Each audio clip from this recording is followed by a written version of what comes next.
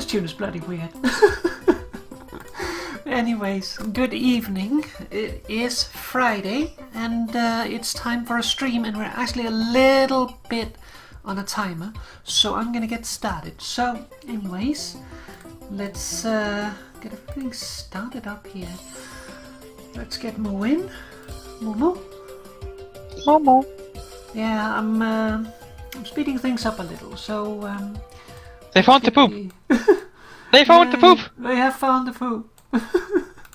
We just finished watching the death stream, so that's why Mo is excited.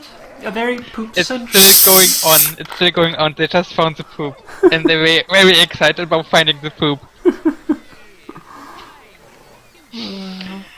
They didn't find the animals still. Well, it's progress. Like Rebecca is now, I don't know, 5 minutes out so trying to lure it in, and it just doesn't. But I delay. But yeah, we should get started though, because it's already nighttime and we need to get going. Before we head out though, I just want to point out what we're bringing with us, because we've been doing a little bit of squeaky hunting, which is what we're going to be doing now. And what I'm bringing is basically a Valkyr, because then I don't have to worry so much about my health. I can take a few punches. And this is my build to solo Squeaky. I basically have the Opticore using radiation. I could up the damage some more at the exchange of some status chance, since status doesn't matter anyway, but that would require more format and I'm not willing to spend that yet. And then the important one here is my melee, and really it's just this mod you need. You don't need any of the others, it's just so it's not ass. And this lets us bring down Squeaky's armor. Impact damage, it reduces enemy armor by 6. That means that as long as your weapon has some impact damage, then you can reduce armor, and you might expect it to not work so well because armor, yeah, this does look new. Because armor scales with level, but this mod affects base armor. So regardless of how, like, badass level an enemy is, it will not matter. So yeah, because you're affecting the base level, basically any amount is the same. So let's get started. Mo, go and mark Squeaky, and I will find some lures. When I get into the plains. By the way, they're still at it.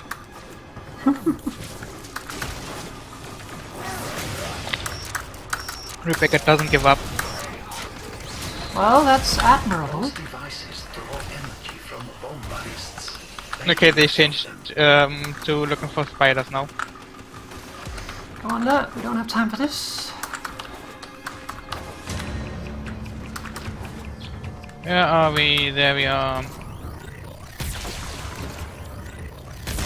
Next, you attempt to take control of it. So while Papa is getting in the lures, I already tried to take out the initial armor. Well, the shield, not the armor, but yes. Oh yeah, the shield.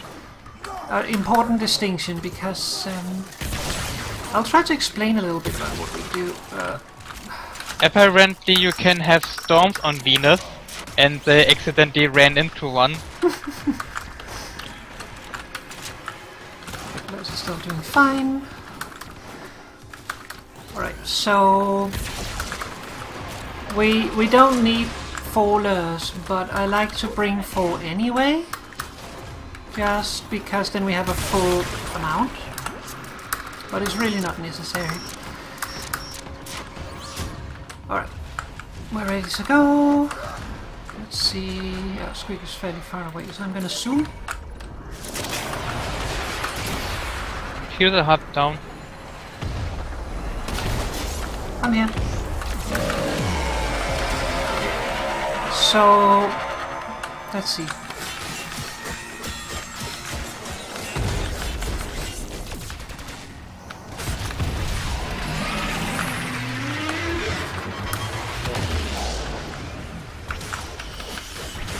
Could you please absorb them, nurse?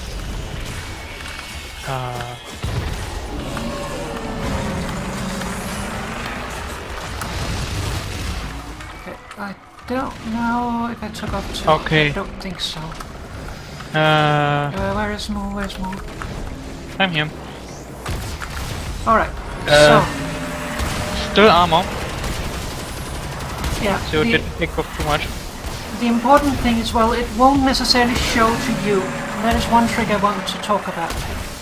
The one who removes the... Actually, let me quickly drop the sound a little bit. This is... Ah, you bastard. You bastard. Let me just drop the sound down by half, because this is bloody loud. So, anyways...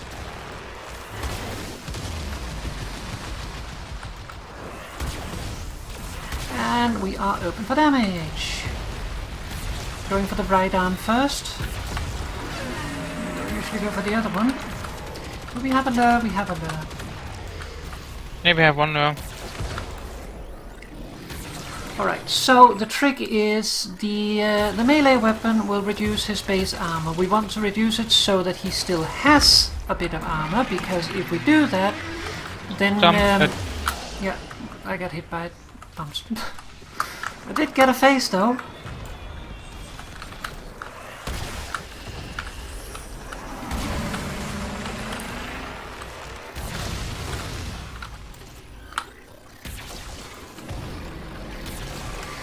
But anyways, yeah, we want to reduce the base armor so that it is reduced as much as possible, but not to the point where it is removed entirely, because then we still get the damage bonuses against ferrite armor, which is why we're using radiation. So we get a 75% damage bonus from radiation while using, or while he has his armor.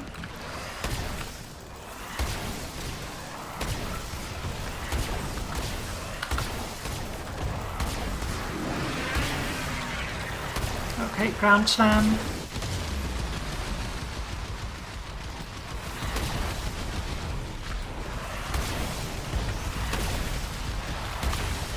They found new poop.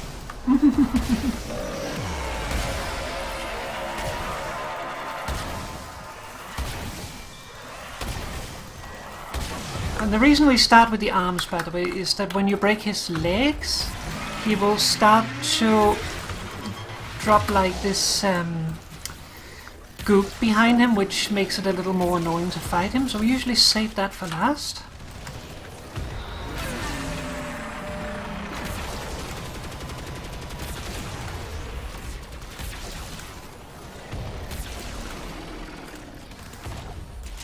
The twin Gramkatas really work nice against their stuff, actually.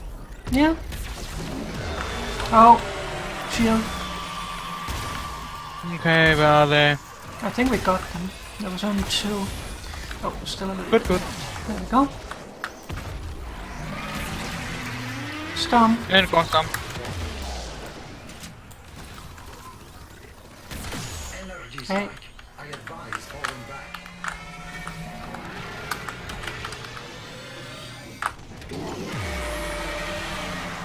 It won't protect you with the energy, by the way. Yeah, I wanted to try out, so.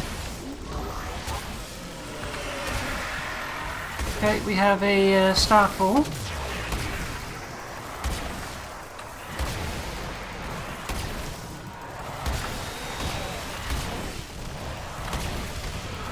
We're both running Vaseline.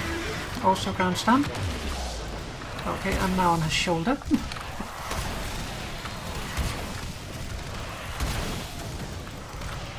You don't necessarily need to run Vaseline, but it's quite nice because then you don't need to run a Trinity.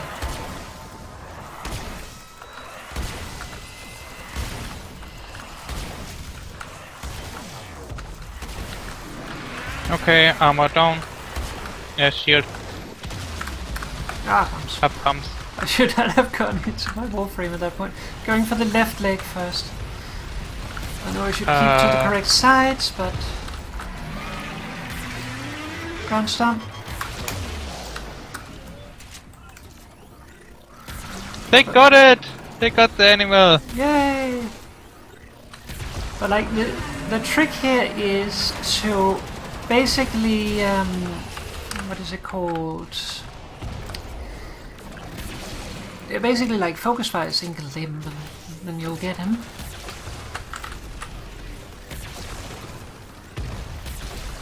And since we're running Vassar in both of us, like I can heal the lures without shield.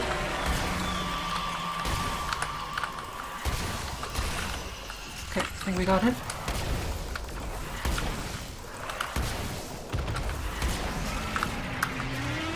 Ground stomp.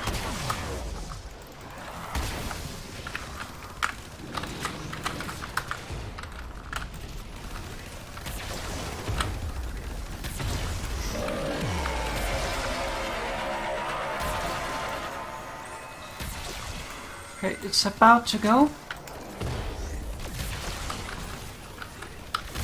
Energy spike. I advise falling back.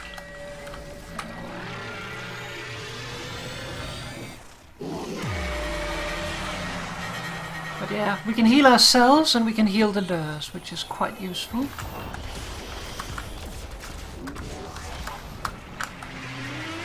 Oh, ground stomp. Ah, you bastard, I was off the ground. Cheater.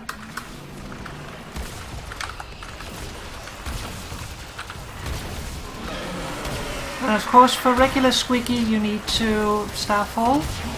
You need to have at least 2 lures to capture him. Each lure can tether 2 limbs, so and you want to capture if you can. Okay, ground pound.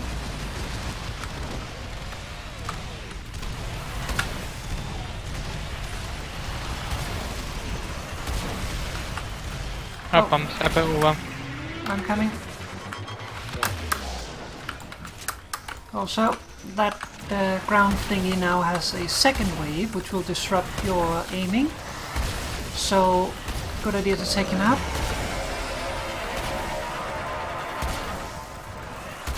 Okay, down.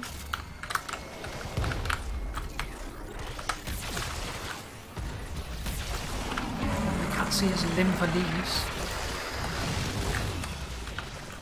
Ow.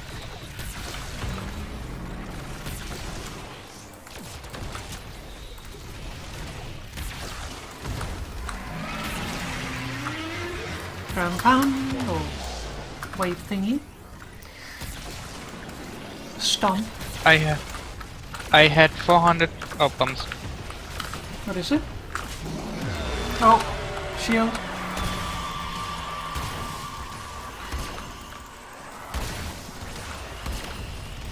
Oh, we have one more. Where is it? Ah, the death stream picture they put up after the stream is Atlas on a cave drive.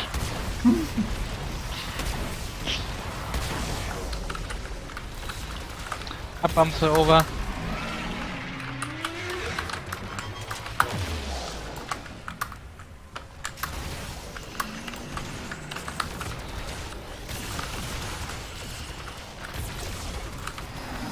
It's about to go.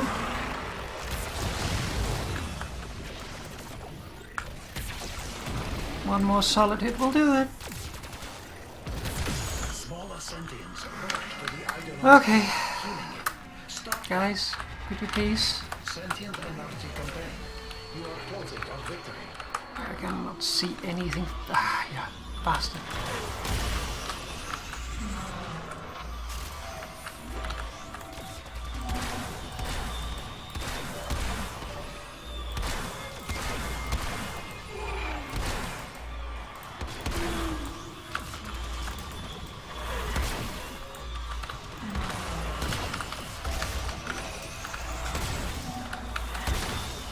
Oh, Okay. okay, how bad did we do? Oh, not too bad.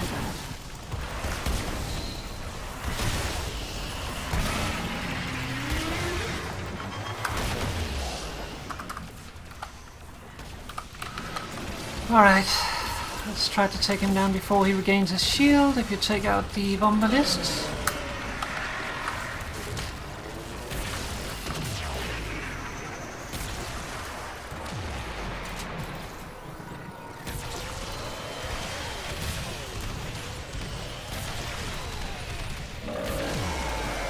It's an orange. I should have taken out. Careful about your health. Oh, Ground stomp. Oh. Speaking of health, I have 18. Oh.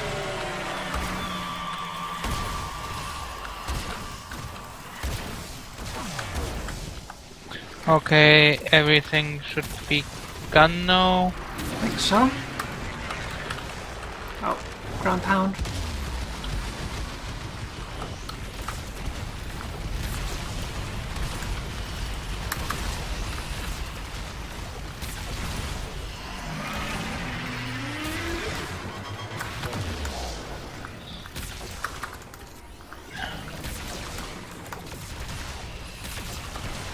Screwing up my timing a little.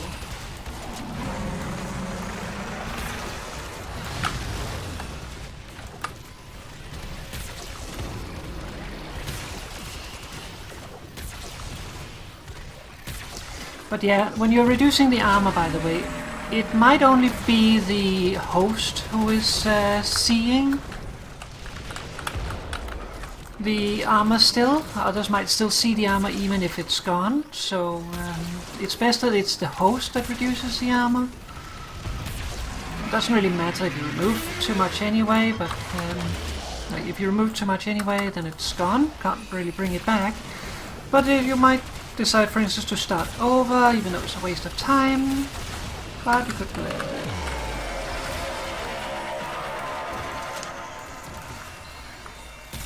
Come on. Couple more hits.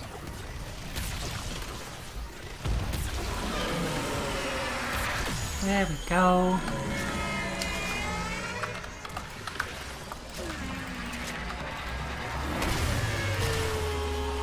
And that's a Squeaky capture.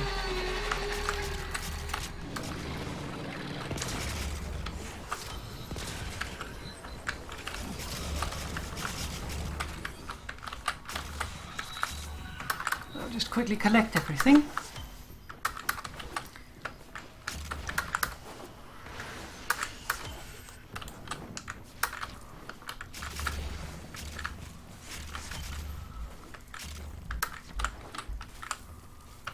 Don't think he dropped a mod this time, did he? No. I've got 6 exceptional cores, 1 flawless, 1 shard, 1 brilliant shard, and 1 unidentified item.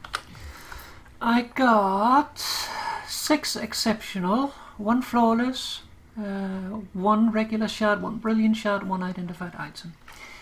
Okay, then we got everything. Yep, let's head back.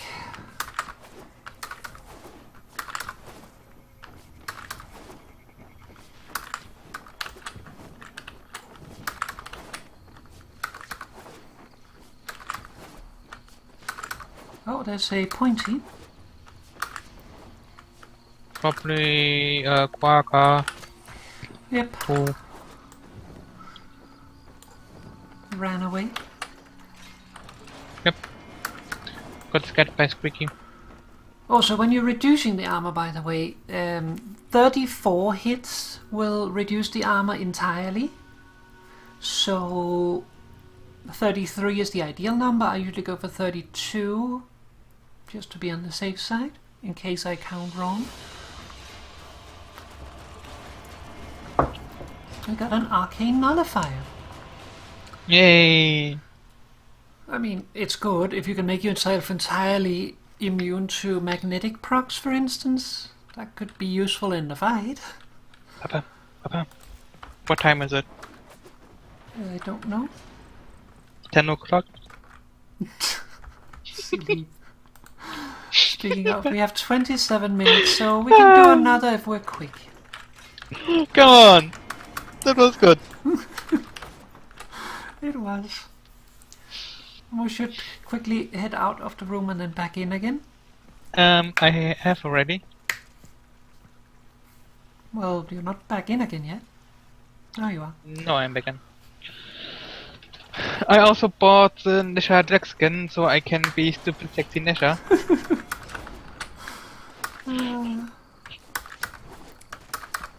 Who doesn't know these jokes should definitely watch Prime I Time. see him up to the left on the opposite, up on the hill on the opposite side of the heal thingy. Yeah, I think I see them. He's a little further away this time. But at least it's, you know, the second time and not the first.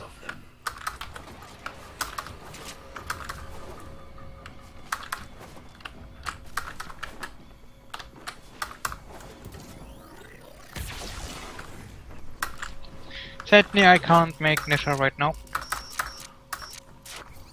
Yeah, I need a Because little still polymer. Yeah. And then still have to wait 3.5 days. Yep. Hi, Sean. Hey, Sean.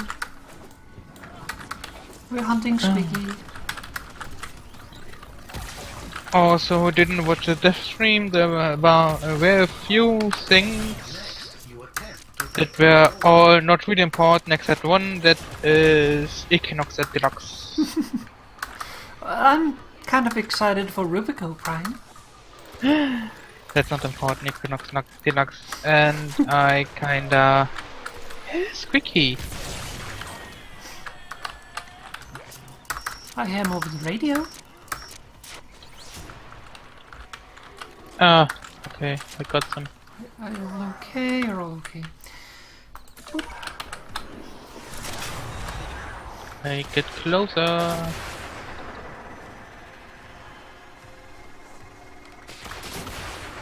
There we go.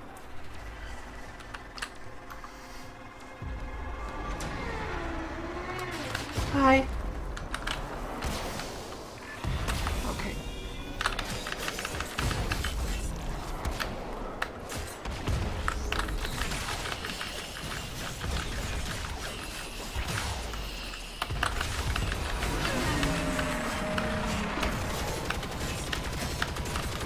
Be careful when you remove the armor that you do not stand underneath him when he does his ground stomp, because that will kill you.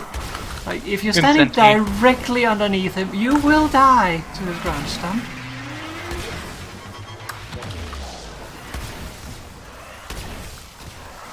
Yep, Hot Wheels has gotten better.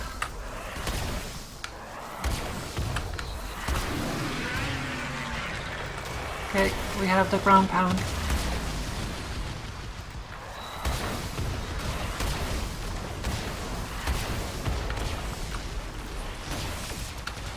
Yeah, there were a few other things though, like 40-minute animal hunt.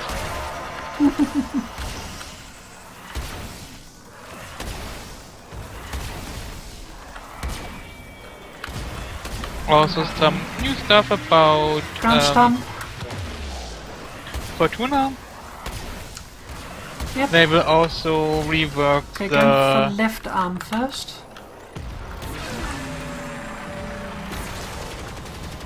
And I totally forgot to change to the Cyclone. It's okay. Papa remind me after we finish here to do that.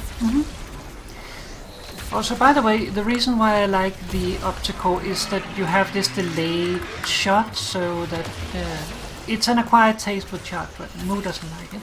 But it does a lot of damage, and it is puncture damage mainly, which does have a bonus against Squeaky. Oh, ground pound. It got the delayed aim thingy, which I find quite nice, because it means I can line up my shot for a full power shot. And it's about to come. Energy spike. I advise falling back. That device is insufficient. Normally I want to get away from this explosion, but I'm here to keep the lure safe, so that's why I'm sitting here in my bubble. Yeah, I'm getting away because I need my energy for later. Like And- when you saw when we broke all of Squeaky's limbs, then they will fall over and cry for help. And those wombalists that come there don't really have a lot of health, of hit points left, so I just put up Equinox Force main to give them the last push, so we don't have to hit them twice, but only once.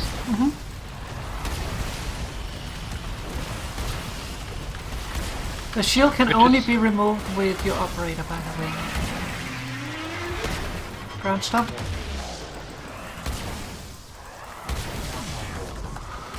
Alright, and remember after you break a limb to pick up the course, because otherwise you're wasting standing. Guys, stop being in my face, please. We still need another thingy. Would you please charge, guys? Okay, we have a thingy now.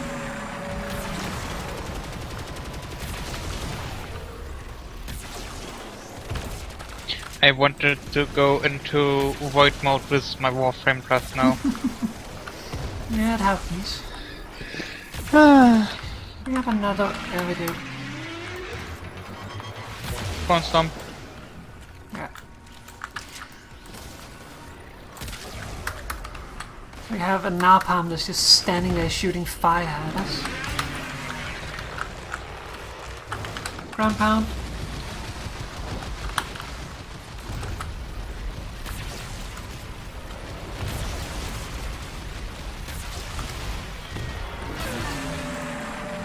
I hit that. I advise falling back.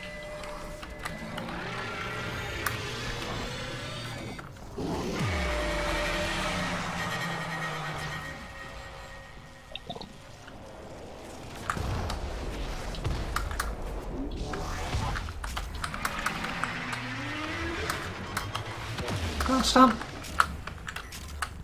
Okay, that was the exceptional, very far away from him. He will do two different roars. One of them is the orange roar, which empowers Vombalist's sweep. The other one is the blue roar, which is only done when he is low on shields, I believe. I haven't seen him do it while he still has shields, but he will basically call Starfall. He will basically call for Vombalist to come to his aid, and any Vombalist that is around and still in physical form will tether to him and start regenerating shields. So you need to put them in ethereal form really bloody quickly, or he will regain all his shields and it will be a grind to remove it again. Okay, left foot. Okay, there was the thingy. And now they're gone. So if you have two people, it's a good idea to have one being on Vombalist duty, because keeping the Vombalist's population down will really save you time and the hassle. Ground stomp.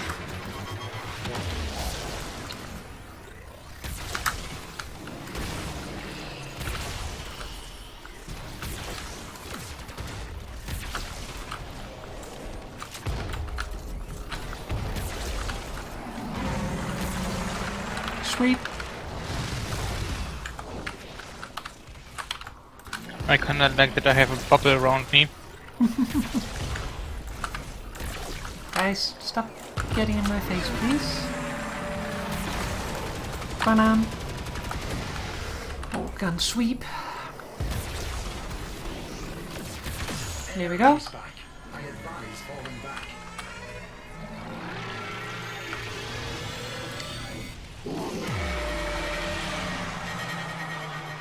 There's a good time to check on the status of your lures, just make sure that they're fully charged.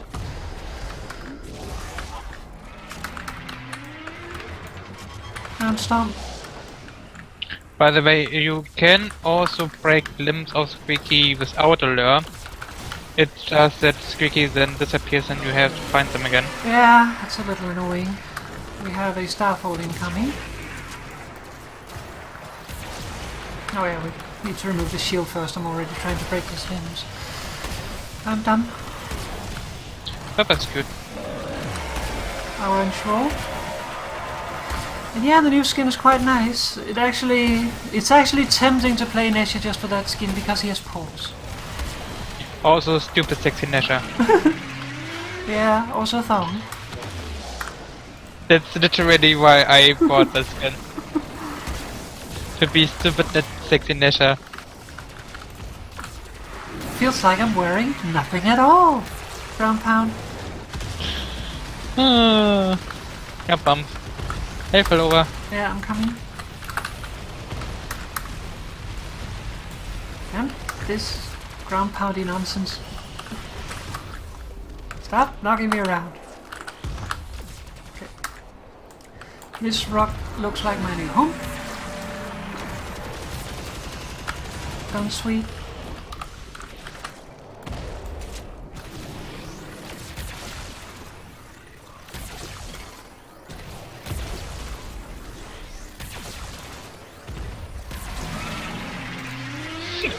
Ground stomp. Notice a second wave.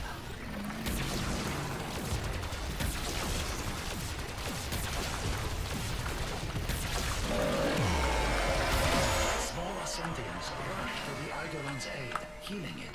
Stop them. Where are they? Energy contained. You are closing on victory. Act now. We are in a really stupid area again, Yep. sadly.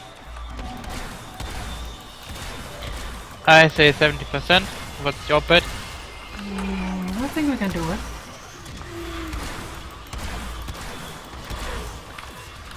I literally see. I'm just shooting aimlessly, hoping that I hit something. It's about 70%. Bums. I mean, those are bets you want to Ground do. stomp.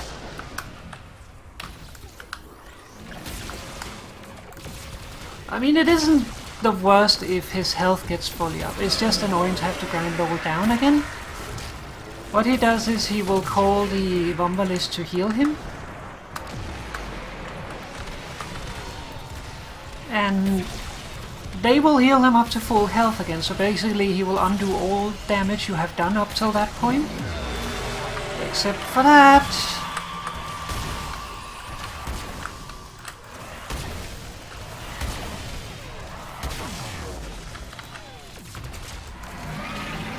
Ground stomp.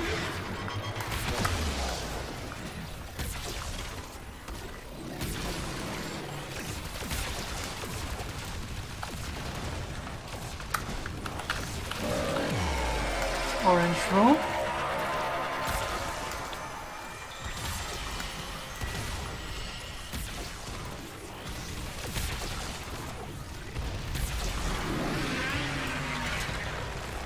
Ground pound. Well, there are Wombalists found in the thing again. Well, let's kill him quickly then before he roars again. I think they would have triggered already. I don't want to take the chance. Yeah, me neither. Yeah, and those things happen too sometimes, sadly, that Yeah, it's Wombalists particularly are in the stuck on the ground. mountains. It's a little annoying. yeah,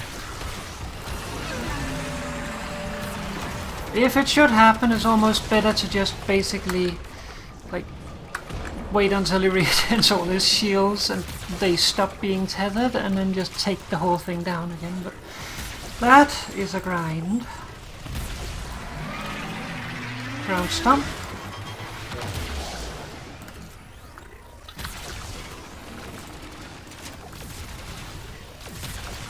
Almost have him. Okay, that'll give us a little time.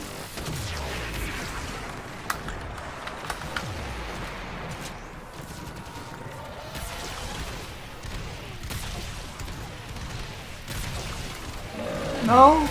Oh, that's an orange one. Thank you, Squeaky. I could use... that's a little bit too late. A little bit too late. Yep.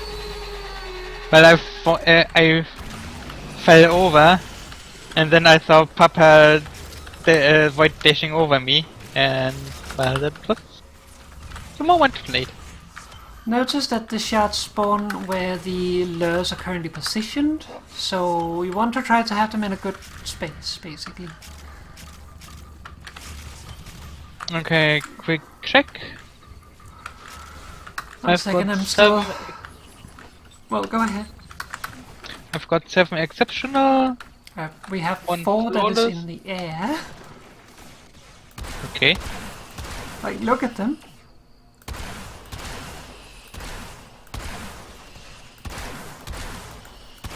Yes. New feature? Yes. Definitely not a bug. Well, it could have been the corpus.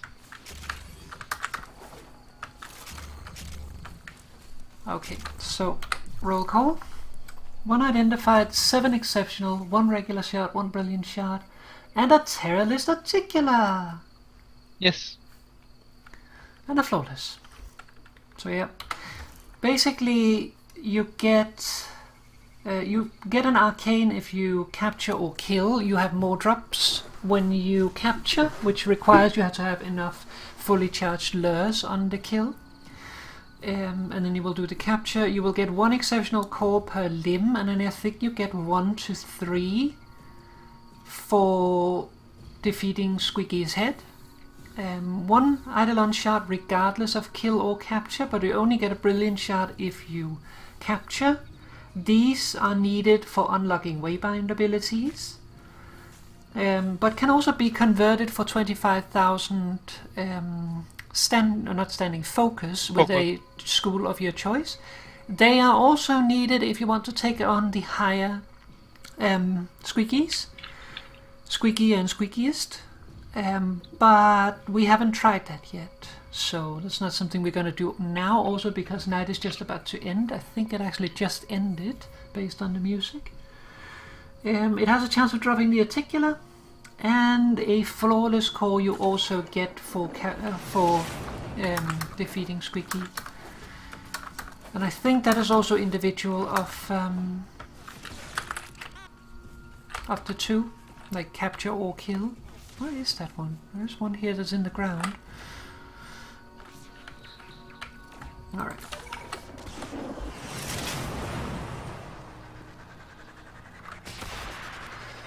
And if you want to get sick, do... not that. I just jumped out of my Arcwing. That's not what I intended to do. If you want to get sick, then do... this. Oh yeah. If you're going to get really sick, continue doing it. Whee!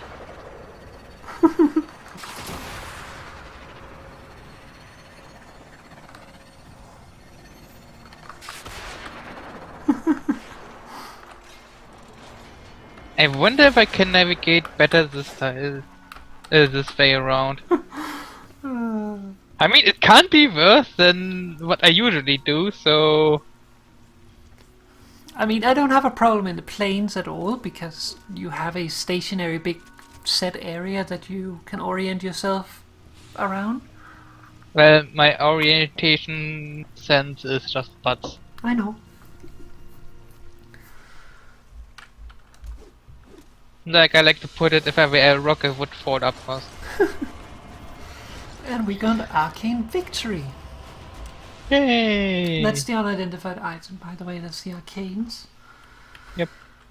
Each Vombalist, or not Vombalist, Terrorist, each Squeaky drops a different set of Arcanes and also their own Articular.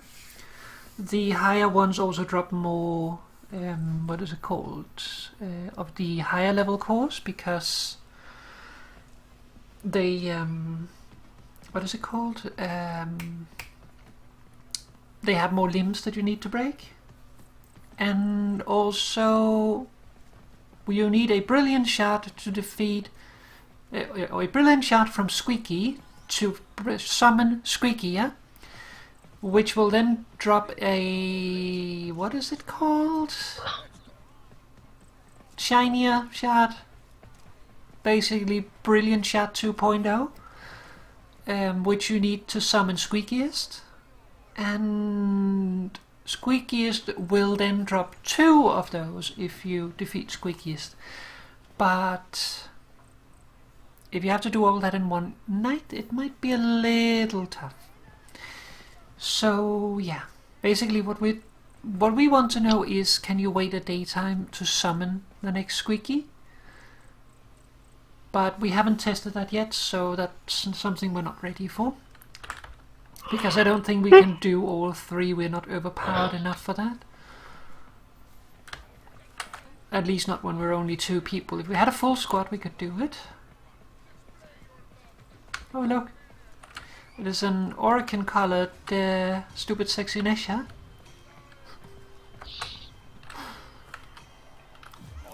Alright, so should we do some Khora? Yes, a stupid 16 issue. Over next to there. Kanzu.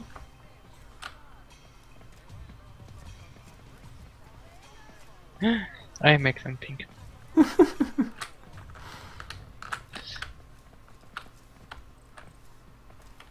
Oh, look, an Ostron. Yeah, hello fellow Ostron. That also never gets old.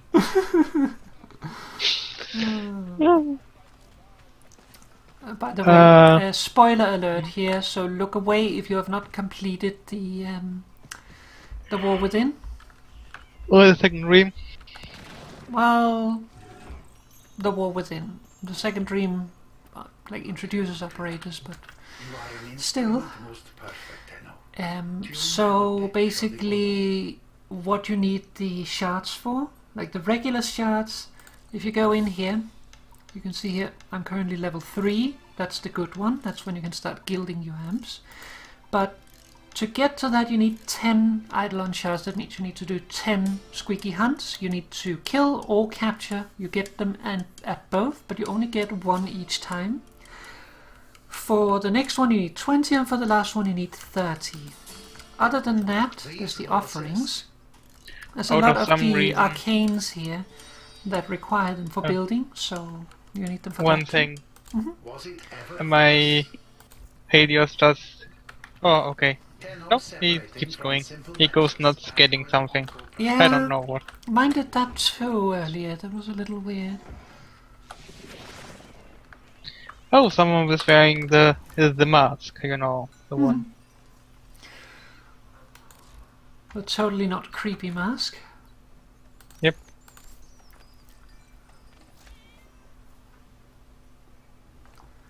Let me just check something real quick.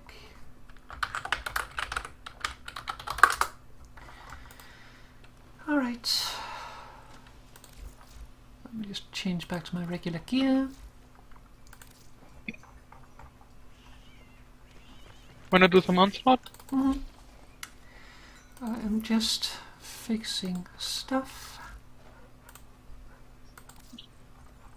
The first many times I went to the first many times I went for the Squeaky hunts and did them solo, I didn't even bother to mod my melee weapon because I was really not using it for anything. But I just figured, just for good measure, it really doesn't matter. It's just that Shattering Impact mod that I need. You don't need it, you can do it without, but if you have to beat Squeaky down without reducing armor, it's hard to do more than 1 in a night, because Squeaky just has so stupid much armor and health.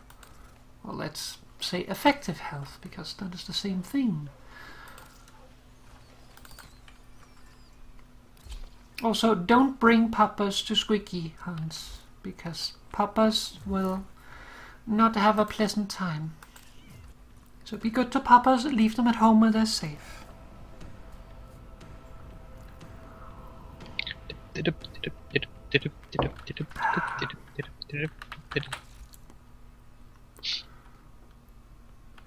Papa is cute.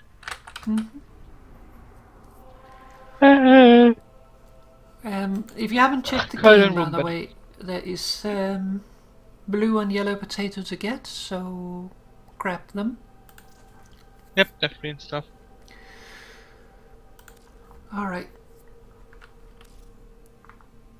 Invite more.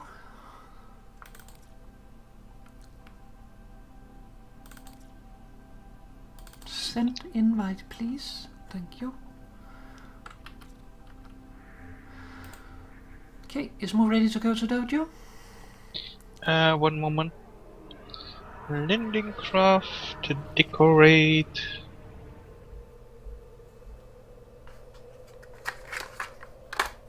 Oh, you haven't put up the articular, or did you want to put up the other one? I want to put up the one we just got. Operator, the system. Um, Will you begin? Do keep in mind Yeah. that the articulars cost 1,000. What is it called? Complexity to position. So they're fairly pricey compared to other stuff, like a single Oracle cell takes 1. A cell array takes 5. So they are a little pricey to position.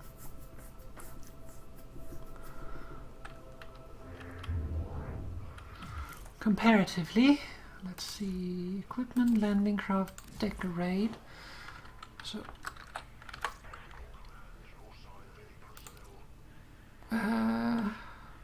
actually, where the hell does it show? There it is. So, each room has, I think it is 1,200, so you could place 12 articulars, and then you would be out. But it is individual from room to room. Like, I don't know if this area and this area down here is connected.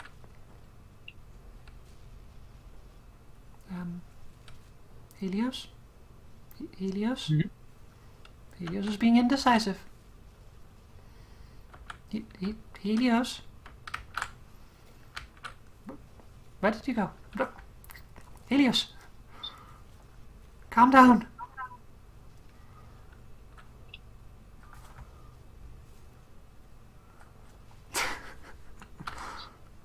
Oh, Helios is off.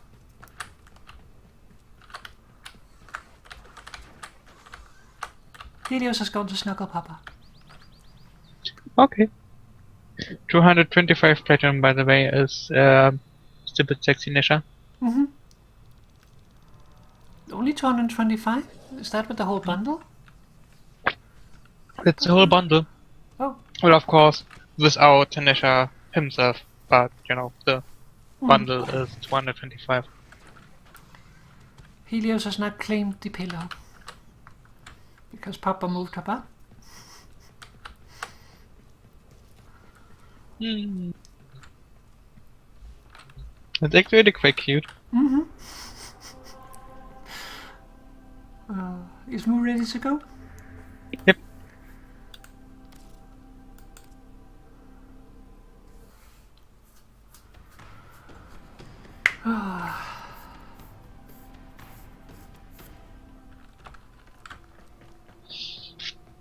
I still have to think of the greatest achievement DE ever made. Which one? The Atlas Noggle. Yeah, how do you make a bobblehead for something without a neck? Yes.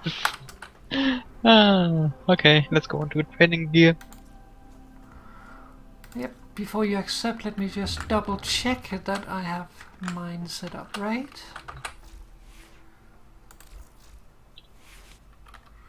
Armor sapping. Regular. Yep, I'm ready. Except I don't have much bubble in my glass, but hopefully it will last. I don't have floppy, Oh, sadly. Yeah, I ran out of it. And you know, need to save money. This is a stress test. Destroy all specimens as quickly as possible. In this chaos, the true life of these creatures. I thought Moo was going in, so I just went straight in. Okay, infested.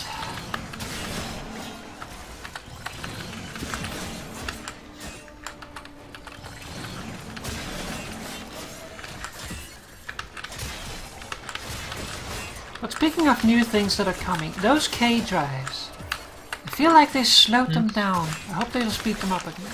Or that you will be able to increase their speed somehow. I think you can probably mod them. Yeah, I think it increase will be speed. a combination. Like, I struggle to figure out, like they said they wanted to make them customizable, and I can't imagine that just being for looks. So, like, what will it change? Probably different engines, different... The engines is the obvious one, like you could have one that is faster, for instance, or one that turns better. Maybe one that is better at doing maneuvers, like maybe you get a small speed bonus to maneuver animation. But what would the other parts of the K-drive be then? You will see.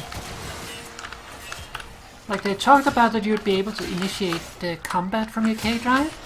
Not fight from your K-drive, but initiate combat. So kind of like, I'd imagine like basically like leaping into combat and doing something like that. So another part could maybe modify that.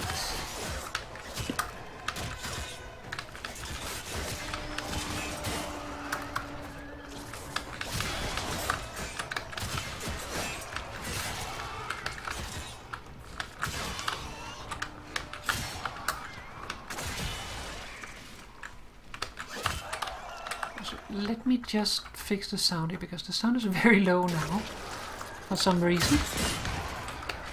Yeah, you turned it down a little, didn't you? I just forgot about it. Yeah, the Also, Squeaky fight is a on little loud. On this dev stream, they talked about poop for like 40 minutes. And they finally found the poop, and were very enthusiastic about finding the poop. I missed the poop because I had to set up a stream.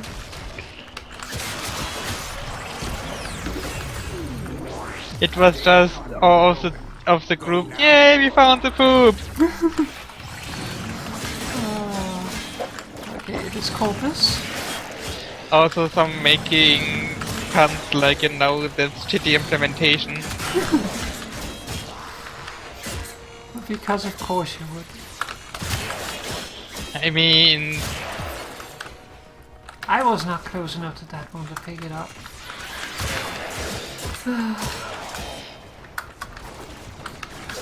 I didn't come up with it either. It was just, you know, something that happened on stream.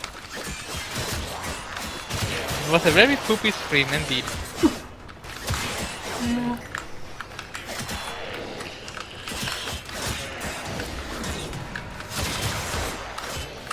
Nice, 4057 already in certain zone. 7,471. I also used the big lens on Equinox. Yeah, I only have two small lenses. One on Trinity and one on my weapon. The reason for that is I would upgrade the lens on Trinity, but I'm so close to like finishing Vaserin that it's really not worth it to spend an Eidolon lens blueprint on another. And I'm not sure I want Trinity to be like not Vaserin. I might change it for the sake of farming focus here. But like for the staying lens, which of course would be if I put on an Eidolon lens, then I think I'd like it to be Vaserin, because Vaserin is healing and protection, so it's kind of Trinity's ball game. Hello.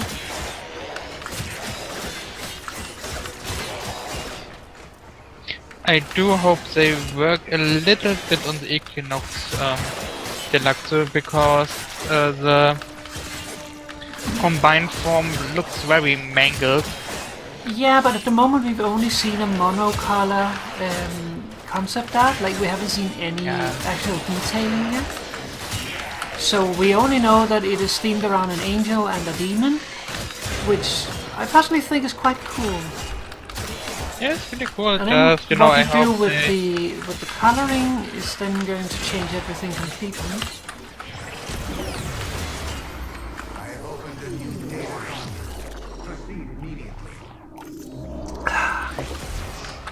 corrupted. Do not weep for these creatures. They are immortal.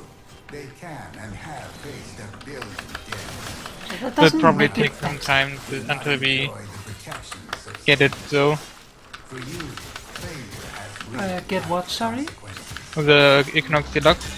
Yeah, usually it takes a couple of months after they show the first concepts. But still, it's nice that it's on the way. Oh, so the next Prime is Chroma Prime. Yep, though we already knew that. Like, if you bothered to look at release dates, you would know which primes is next. So we already know that Chroma would be next. So I'm Also, actually it's not not too... leaked before. Yeah, they leaked it yesterday. No, very clumsily. they leaked it yesterday before because it got leaked before, and they just got if it got leaked I already, didn't know well they then leaked let's it do it actually again. before. But I didn't know they leaked it before also, but... No, it wasn't them who leaked it. It just other people did it. Data mining, You know, mining assholes. No, I think just one on the team couldn't shut the mouth. Eventually it will spill. And it happened yesterday, so they got, okay. If it's already out, then let's just make it some by fun. accident. But, yeah, we already know that it was going to be Chroma. I'm more looking forward to the next one, because the next one afterwards is going to be, I believe the next one I counted was Mesa. That one I'm definitely looking forward to. I'm a little concerned how Mesa Prime is going to look, because like, for instance with Valkyrie Prime, like Valkyrie Prime looks great. It's not that. It's just, I like Valkyrie regular more. Like her broken look just appeals to me, and the same way like Mesa has a very specific aesthetic that I really like. So I'm like already thinking like, okay, so if the Prime makes her too Prime, what will I do to counteract it? Probably use normal skin. I could use the normal skin, but I'm also thinking that I could get the Mesa Grax skin, use the body of that, possibly with Prime detailing, and then use the helmet of the regular Mesa. Just to completely bugger it up.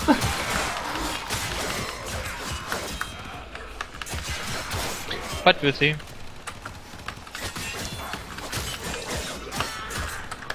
I think that could look good though. The only problem with the Grax body is that it uses the accent color, which of course on the regular Mesa is just a color, and the one used for the bandages. It uses that for gold, so you don't see it very much in the regular body, and that makes the regular body very monochrome, which is a little sad. It would still work, but I kind of like how regular Mesa has like a little bit of her band color also under her jacket.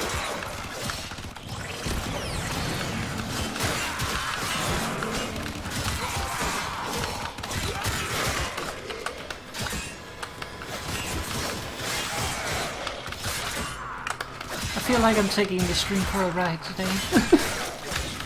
Hello. More agrees. I mean, it's better to take it for a ride than, just grinding through Onslaught for 5 hours. Yeah. At least it keeps it interesting.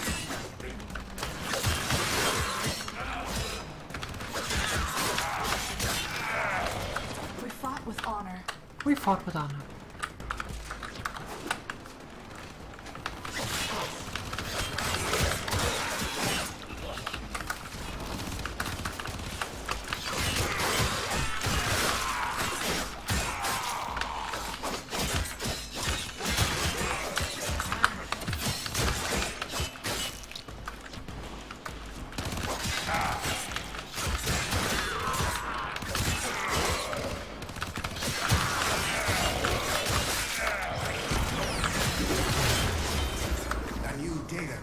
is open. Our experiment moves to a new zone. For the Tenno. Shut up, Samaris, you as status, nobody likes you. Have a friend.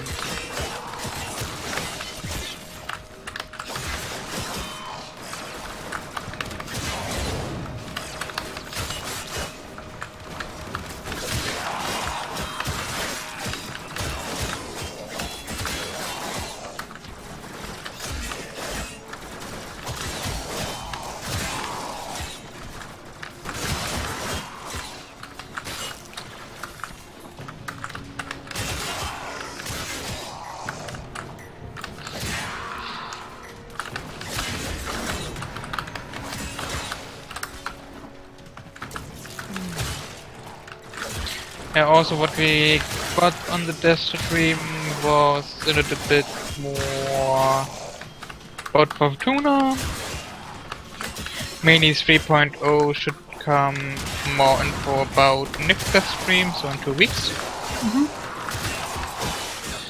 Yeah, I mean, the stuff we got off Fortuna was just that the labs you have there are actually you can go in there. It's not just decoration in the landscape.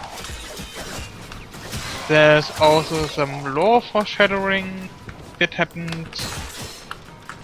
I don't think we should spoil that though.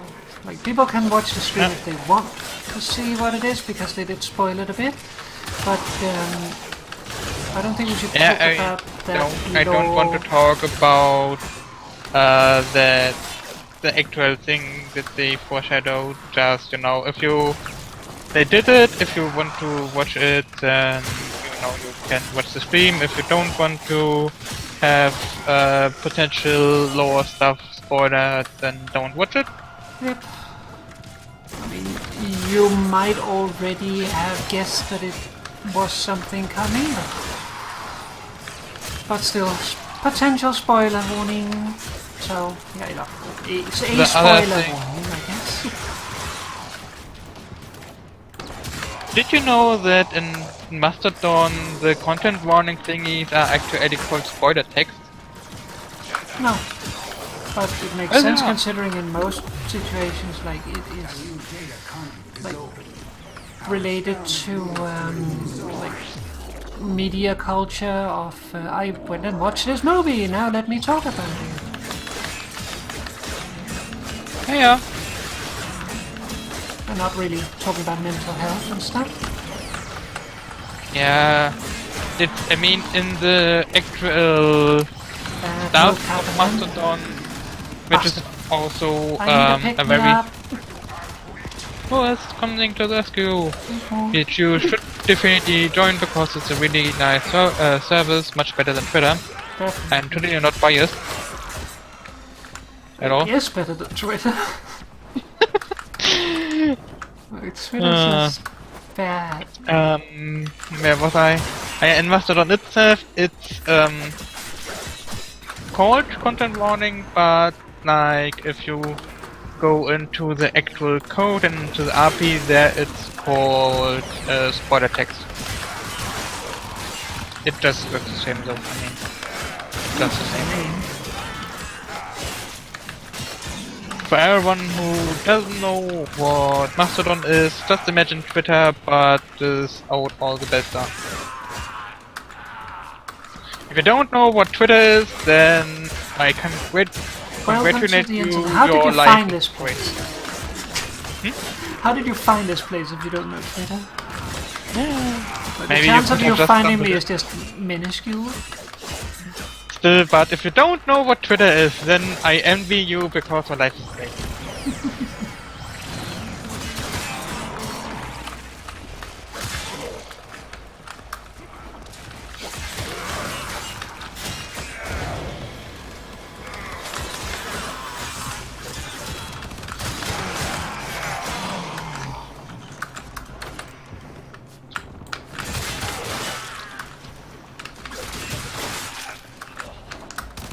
Bums.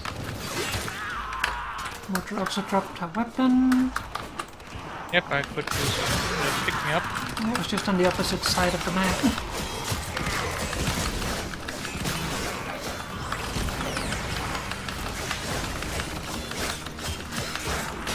Will you kindly die now? What were we talking about? Mastodon. Ah, yes, Mastodon but- on Twitter. but before, Stupid sexy nation. about... Yes, that too, also Fortuna. Yes. What they also do is reworking or remastering the Gas City tile sets. Yeah, that's looking really nice. Oh, Oh. Yeah, I fell over again.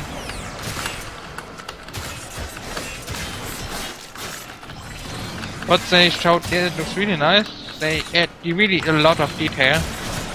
And, that's a whole new place Yeah. basically. yep. Imagine the difference between Half-Life and Half-Life 2. I'd say it's Roughly, bigger at least. than that. Yeah, but I just don't know a well-known other game like Half-Life 2 to compare to. I'd or say the- Half-Life Hey? versus Portal. 8,497. Maybe. Is Portal made before I'm not sure. Half-Life 2? Like the graphics in it seems better. Well, I'm not talking about Half-Life 2. I'm talking about Half-Life 1, like in comparison. Yeah, but just imagine mid-90s game, 3D game versus a modern shooter-like game. Around the jump up and is like really great looking. Also, hi Kyle. It's okay. The only thing you might have missed by coming in a little later is that we did a Squeaky hunt. Actually, we did two. Also a nice joke. Also, that What time is it? 10 o'clock. Yes! I never get over that one.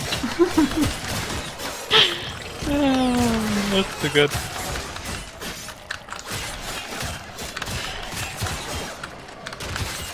Also, we talked about stupid sexy Nisha. Feels like wearing nothing at all. Nothing at all. Nothing at all.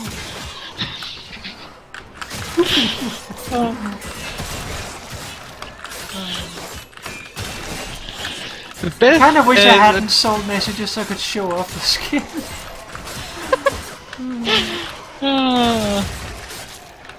The best thing was when there yesterday. Oh, got an S rank. Nice. Also last zone. They looked at an old forum thread about Warframe joke, and there was that one with 10 o'clock, and then they scanned to a dojo, and they found a user that was named 10 o'clock.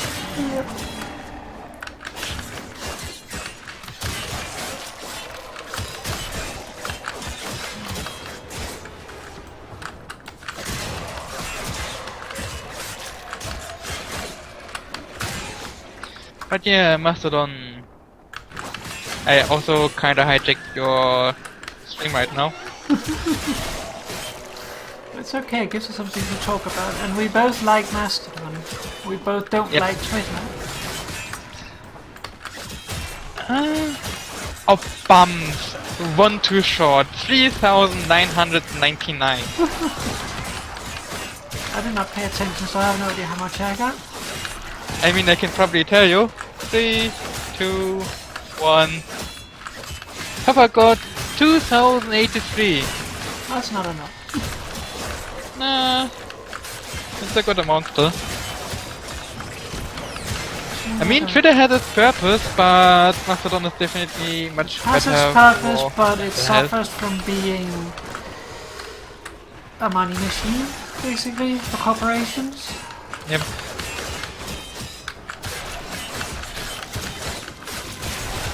And because we talked a lot about it already, and people is probably wondering what that is. It's like I said, like Twitter,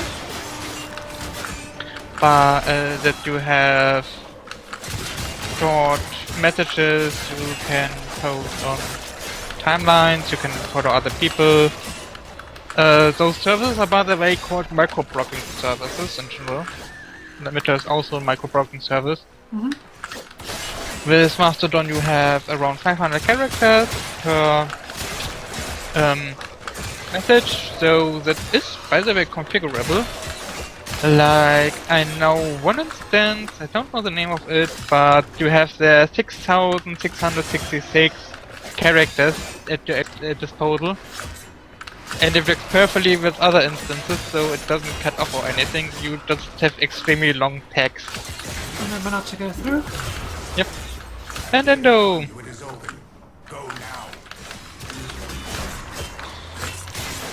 And like I said, you have instances that's different servers we can be on, but like with email, like it doesn't matter where you sign up for your email.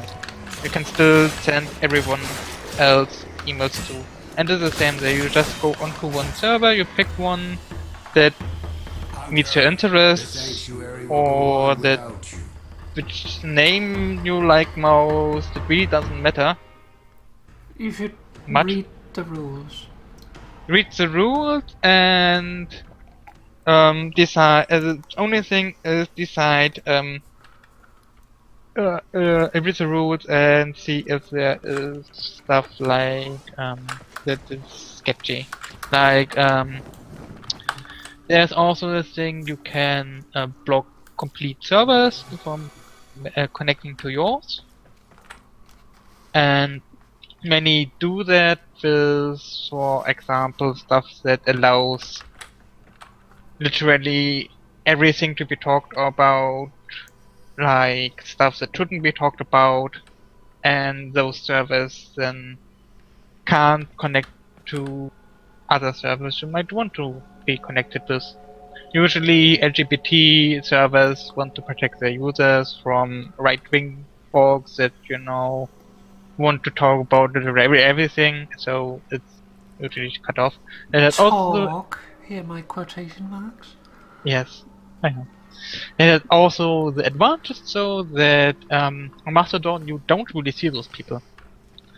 As a moderator, I see them occasionally, but that's more or less just to take action against them. Otherwise, you more or less don't see them at all. Also, you have a nice content system where you can say this contains something people might not want to see, like for example politics or gore or just bad mental health. You can put in Politics. everything. Politics, porn. I already said politics. What, not Also, yes, porn. I didn't say porn. Yes. Well, not necessarily porn, but not safe for work stuff. Yeah, you can also give a content warning for not safe for work stuff. And the best thing is what you don't have with Twitter. You have to click on it to see it. Yep. So you can say, okay, this is horny stuff, This is a stress and then people can decide, okay, I want to see it, or they just can scroll over it. It's not into your face like with Twitter, where you can put up a content warning, but the content is still displayed.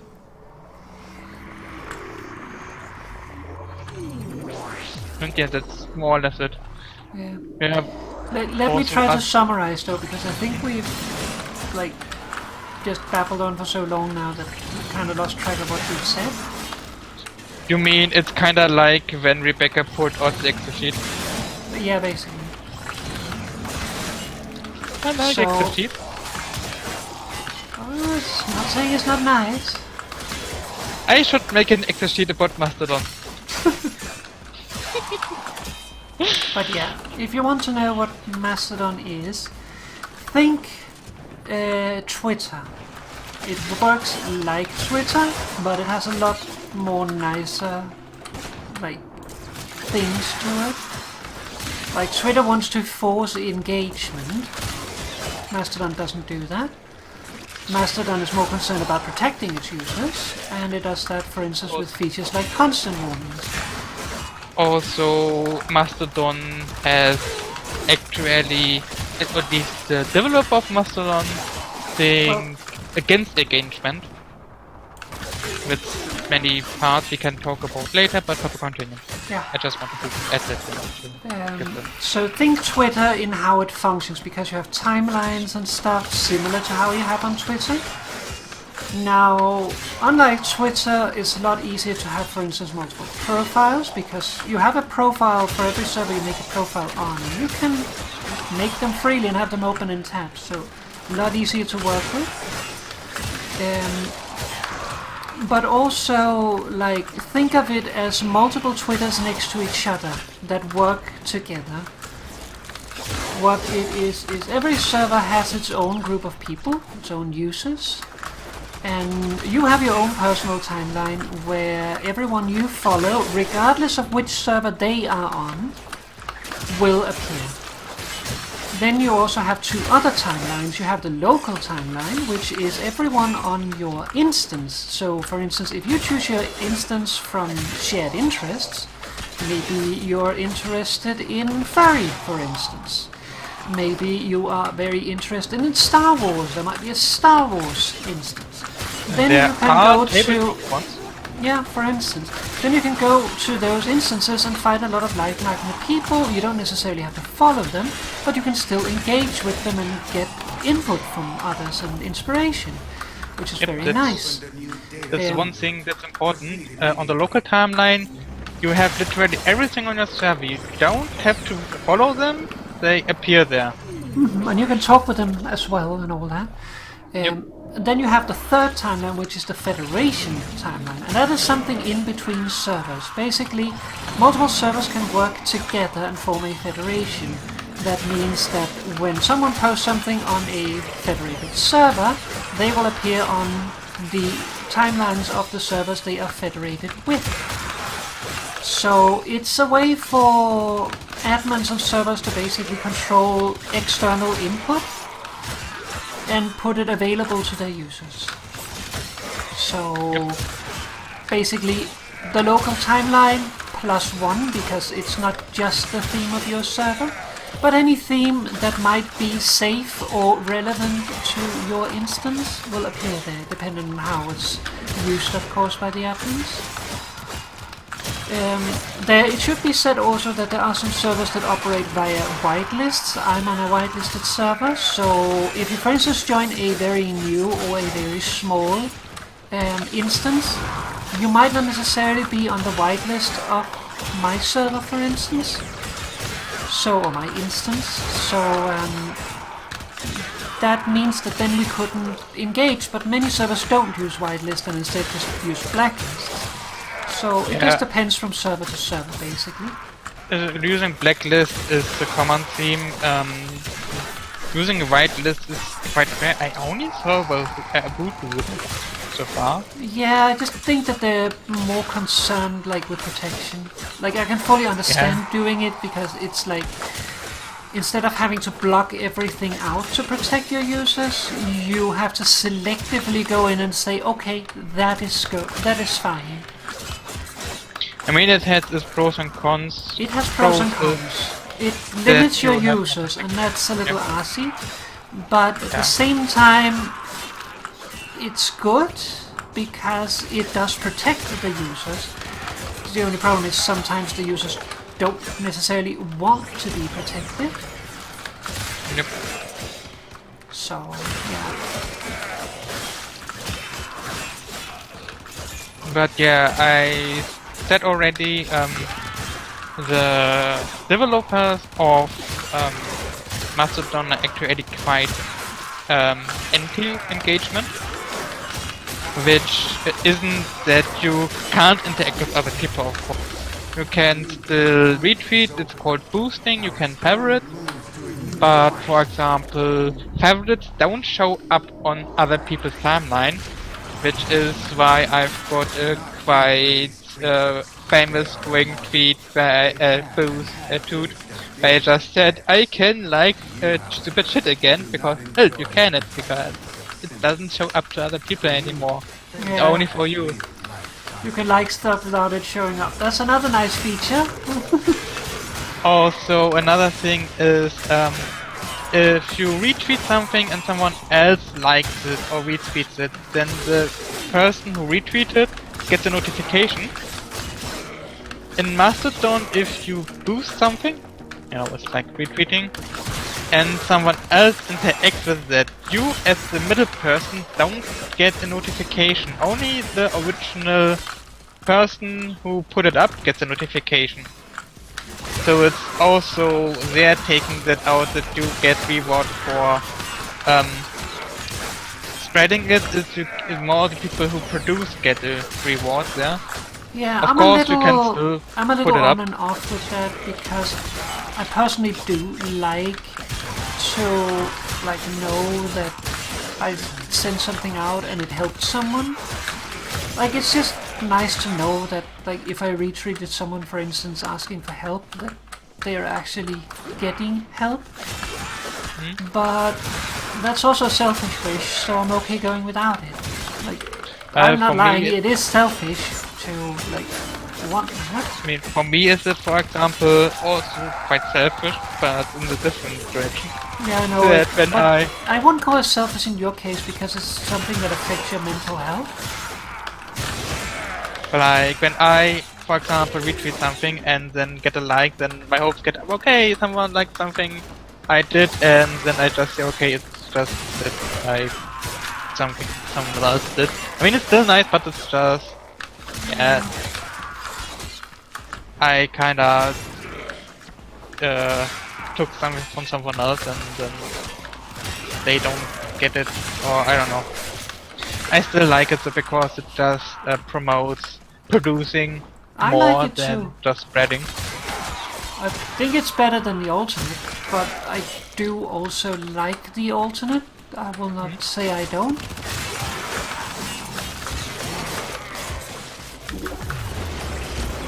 Data conduit is open. Go now. Also in regards to Moo's joke from earlier, Khora is saying that it is hiding. Yeah, I saw. I just thought I'd mention it. I saw it earlier too, just so you know.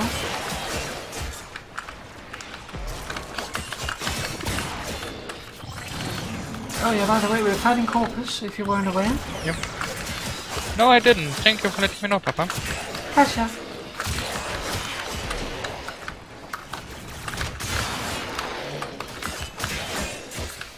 Also, another thing is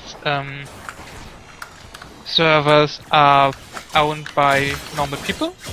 I own one too. And you can put up your own. There are hosting services for instances. You can also use the code yourself if you are up to task for that. Of course, they cost money. They don't cost too little. Like if you want a bare bone instance where It's you just really the have. hosting that costs, isn't it? Yep. Not like you have to But- pay for the source code, No. for instance. No. The source code is open source. You can use it Yes, however you like. It's just It was the just to hosting that clarify costs- because Yeah. it sounded like you had to pay for Mastodon for a second. Yeah, That's you not don't have to happening. pay.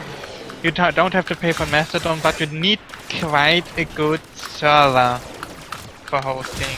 Like I have one for $5 a month with 1 gigabyte of virtual RAM and one virtual CPU, and it's struggling. I only have 7 users with me, and it's already struggling. So if you want something like a dozen users or so, go for something better, and of course it costs more. So I think you don't get away under $10 per month. So that's the thing. Also another thing, if you put up a server and let other users on, please make sure that you can sustain it.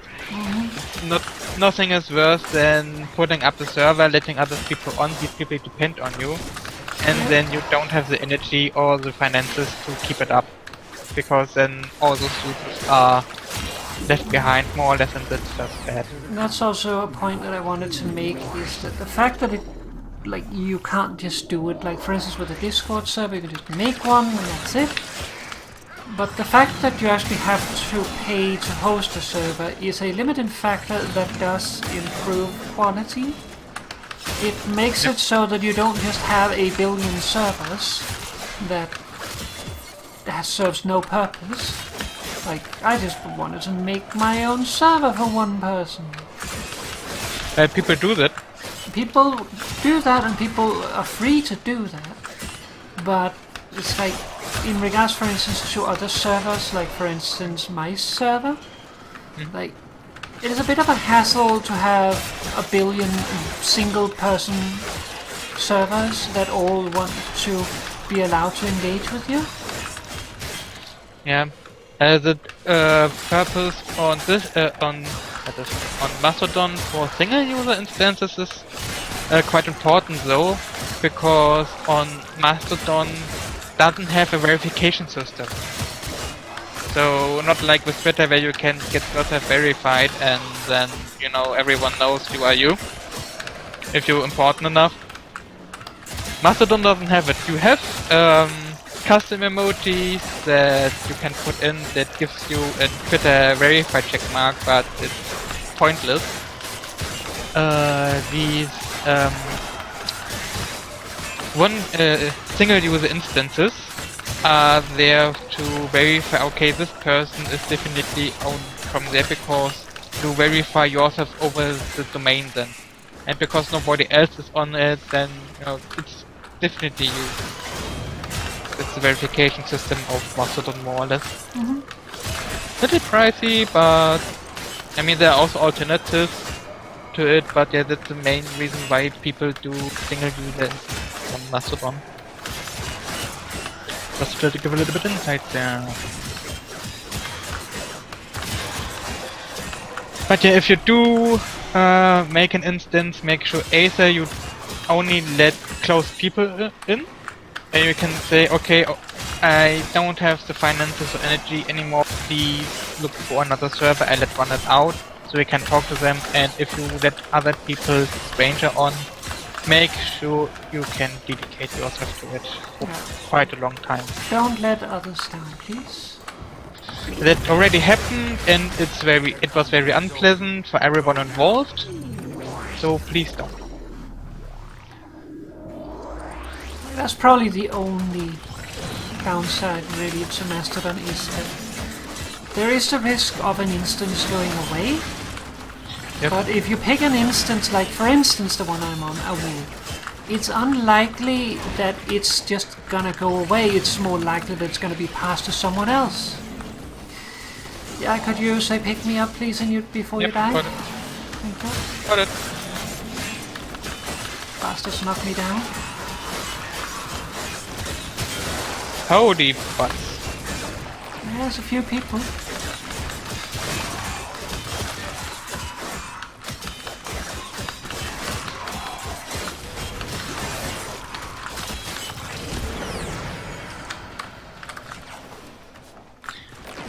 Yeah, like I said, the chance is higher that in way, but the good thing is, if an instant goes away, you can go somewhere else. It's not the end of the world. And if they are a good instance, they will tell you if this instance is shutting down. Yep. That bumps. Sorry. It's okay.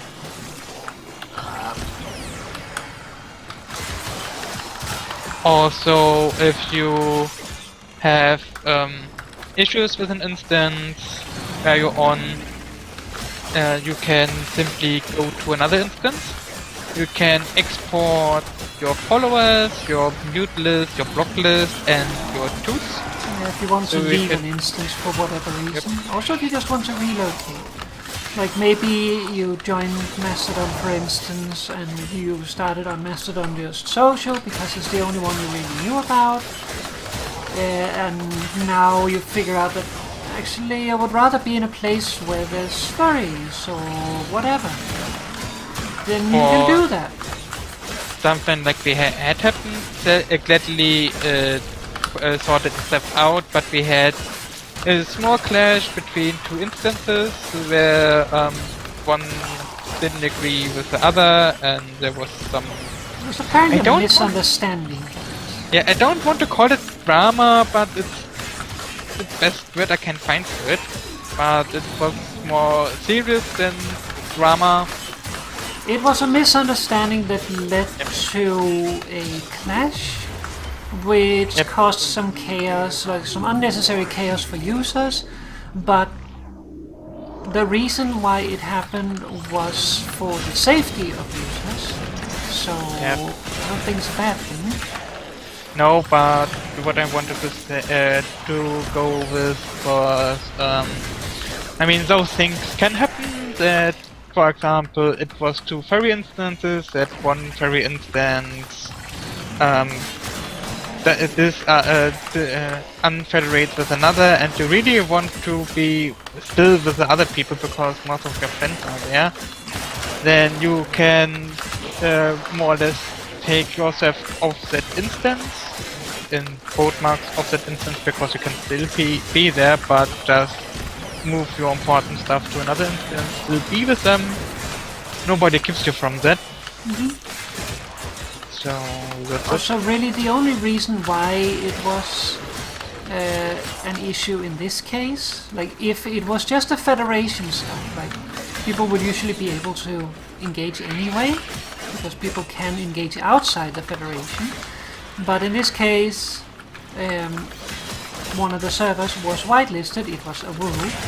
Like you can figure out that it was a woo that was a whitelist server. So a whitelist server, of course, if they suddenly unfederate, then there's a problem.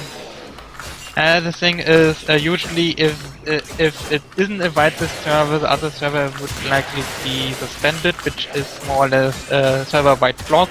So you would just Yeah, say, but okay, none of that's that all, users. like that's like a little beyond just unfederating, and like you need Yes. to do extra tasks to make that happen. Yes, but that's more or less. The thing is, if you have no whitelist, you usually federate with everyone per default, because everyone can interact with everyone else, and you have to go in and actually manually unfederate, which means suspending or blocking. It's a different. It's like I said, if you don't have a whitelist, you more or less have to do blacklisting, and that's then unfederating. There's a whitelist is unfederating when you just do the thing, because everyone who isn't on that list is actually blocked by you. But isn't it like, does it really federate automatically? Or is it just like, as I understood it, you still had to federate, like to make them appear in the You know- federation list, but people can still follow. It's a it gets into the tricky little details there. Probably not the most interesting for listeners, but like I'm just curious because like I have not sit and worked with the code, Moo has. Yes, just I'm a also, like I said, an admin and moderator on another instance. I'm That technically gives also me a moderator, but I haven't done any moderating tasks, so take that with a grain of I know. salt. Papa made a moderator on my server. I'm a moderator. Moderator, I definitely have to do that. Oh yes, that's another thing, by the way. Sorry if it gets a little bit chaotic, but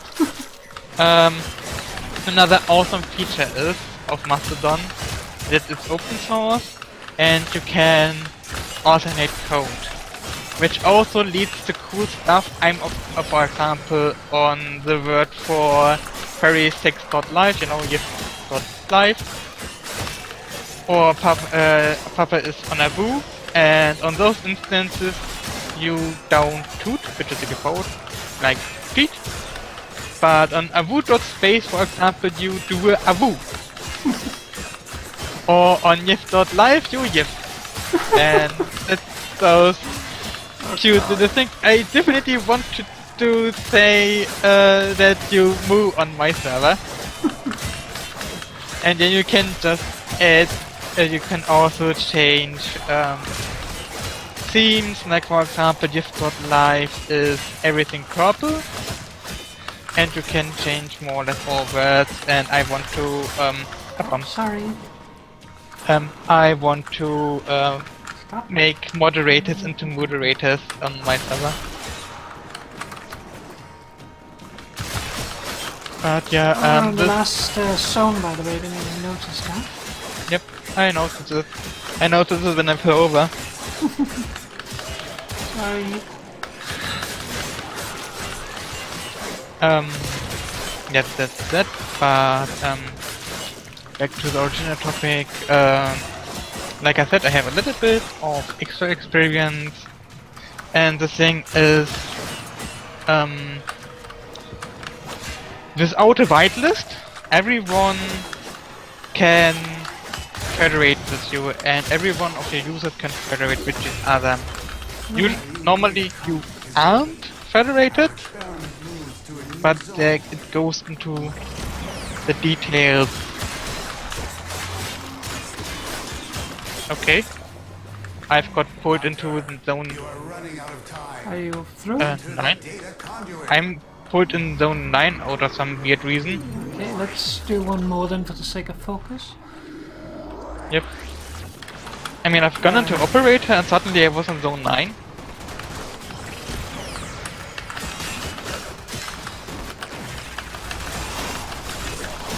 Also, it's good for my leveling stuff. The only problem is that there's one of those damn what is it called?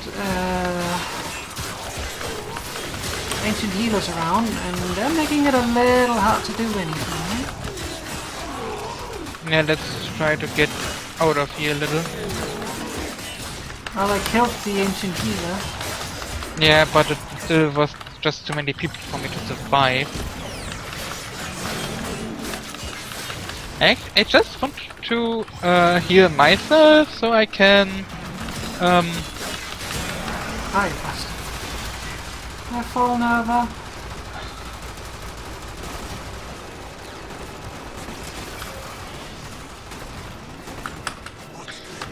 to not die in the last zone and then suddenly here. It didn't help that you got pulled through and died before I even could go through. And these bastards that keeps jumping down with their heavy guns. I think you should probably also go out of down there. It's not a problem down there as long as the heavy gunners keep their ass on.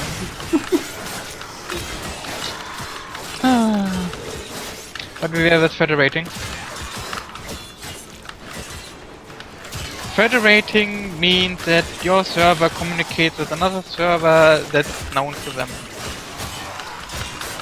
If you start, nobody knows your server and you don't know anybody else. But if you don't run a whitelist, then you know everyone joins and you yourself as admin and first user, of course, can join everyone else, and as soon as you join someone else, you federate with them more or less. So, like, again, I on my instance followed Papa, seeing yet Abu.space wouldn't have a whitelist, then my server and Abu would have been federated already. And I could do that with every other server I want. Like, I don't only have to follow one user from them, and then we are already federated and exchange messages, and my instance knows them. Same as it with liking and boosting. Then my server also knows them, and we are sorta federated, but not really. Mm-hmm. And every other user can, of course, follow another user on another instance, so and then basically they are federated. the way I understand that is because this is something that has confused me for a long time, like how the federation timeline works. So basically, let me just see if I've understood this. Mhm. So basically, you make an instance, it's completely empty. You don't have anyone that you're Yep. federated with. But say you add 4 more people, so you now have 5 people in the instance. Mhm. Each of those follow a person from a different server. Mhm. Then your server becomes federated with them automatically, and anyone from those servers who post on their server, what is it called? Posts will then appear on your timeline. So it is not, or it is basically a timeline of people on your server follows. Yes. But if you use a whitelist, of course you cannot follow people outside your sphere. So therefore it becomes more of a controlling measure of the server host or admin deciding where specifically to open up, so that it isn't a task that is put on the shoulders just randomly of any member of the server, and thereby maybe being able to contaminate the server with messages you might not want. Yes. Okay, that's the first time I've ever completely understood how it works. It's a little bit difficult to understand the Federation stuff because it's more complicated than Twitter, of course, because you have several servers that communicate with each other. But you can understand it if you want to. It's not too hard, and I you understand it now. don't really have to understand it as a user how it works, because you just use it. It's only important if you if you start your own instance, Yeah, or but I was become an admin curious. or moderator. I know Papa is curious, It but is relevant just to know whether or not your server uses a whitelist or not. yes, that's relevant because then that limits you. Otherwise, you just will see people on the federated timeline if you are not whitelisted. And as I said, whitelist means everyone who isn't on your whitelist is automatically suspended or blocked. If you don't want a whitelist, then it's the other way around. More or less, you can federate with every other server except for those people you actively put on blocklist. Which I have a few because there are, of course, bad server out there, bad instances or instances you just don't really want to interact with. Like Warframe.lol has a lot of that toxic Twitter culture I just don't want to see. So I think I suspended them because there are also several levels of actions you can do. There is more or less 3 levels you can have. The first level you can take action with is more or less do nothing. But this is important. It's different to actually doing nothing. Because here it means you accept all messages from the other server, but you can then decide to block media, for example. Like there are some servers out there that allow underage imagery, and I just don't want to cage those images on my server. Because that would mean I would do illegal stuff, and I just don't want that. So I can say, okay, people on my server can still interact with people on the other server, but I don't load in any avatars, other media that would come from that server, because I just don't want it. If people want to see it, they have to go there, and that's fine. And otherwise, I don't have a grudge with the server. And I just want to interject with something. The whole "it is fine." We're talking about artwork here, not Yes. actual imagery. Yes. That kind of stuff is illegal. And I mean, that would be very quickly banned from Mastodon.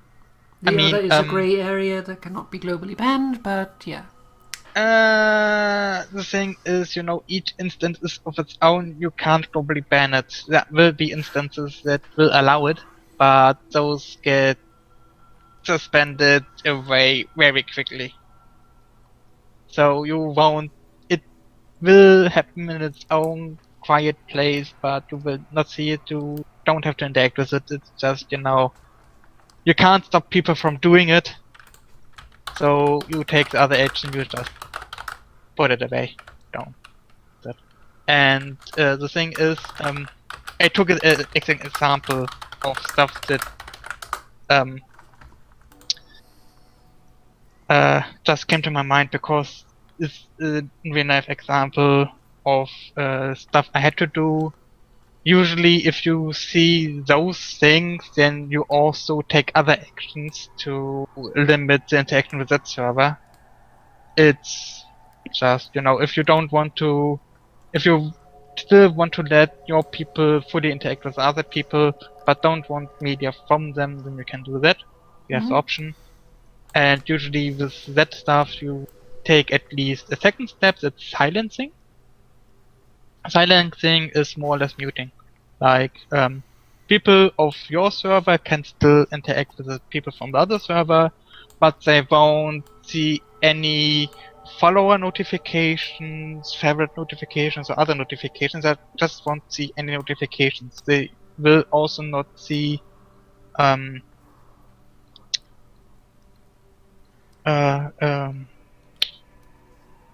messages from that server on the Federated timeline. That's also a way.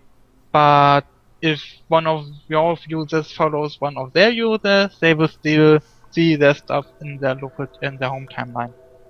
So you more or less then say, okay, I just don't want to advertise them to my users, but if someone decides, okay, to still interact with them, okay, let them. I don't want anything more to do. I had done this with a few things, like for example the instance Darlene.rocks, which I have a grudge with because I don't really like their name, and also people there, also people I don't want to interact with, but I just silence them because it's not enough for a full block. And then the last thing we have a block, and that literally means, okay, none of their users can interact with your users, and that's also usually what you do with the instances I meant in the first stuff, where you have the underage stuff. Usually you just block them completely because you don't want to interact with them at all.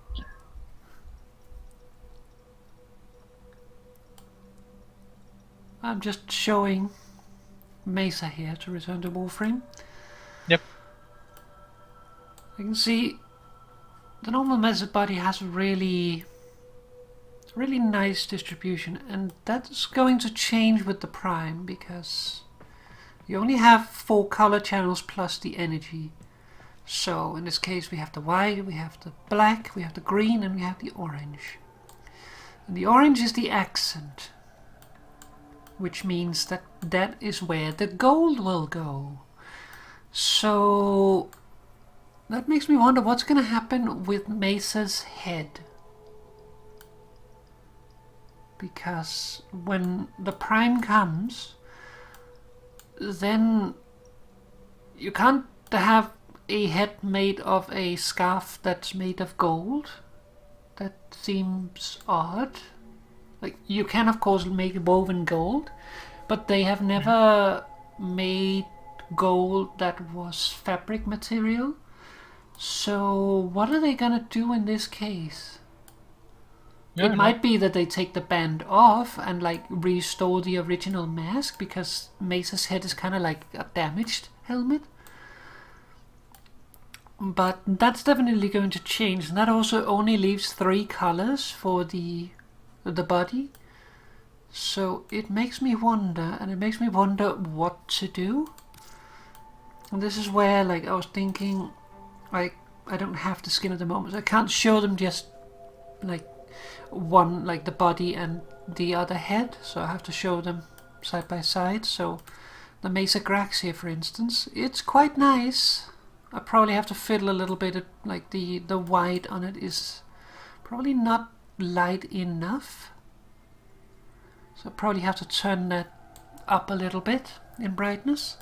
But otherwise it's quite nice. I would prefer, like here, that it had darker shoes and not green all the way down. But it does use the accent color for That head metal is bits. Yeah, the head I would take off and replace with the other one, basically. I think that could still go quite well. yeah, cool. But the only sad thing is that it doesn't really have a whole lot of the accent color down here. It only has it on metal bits.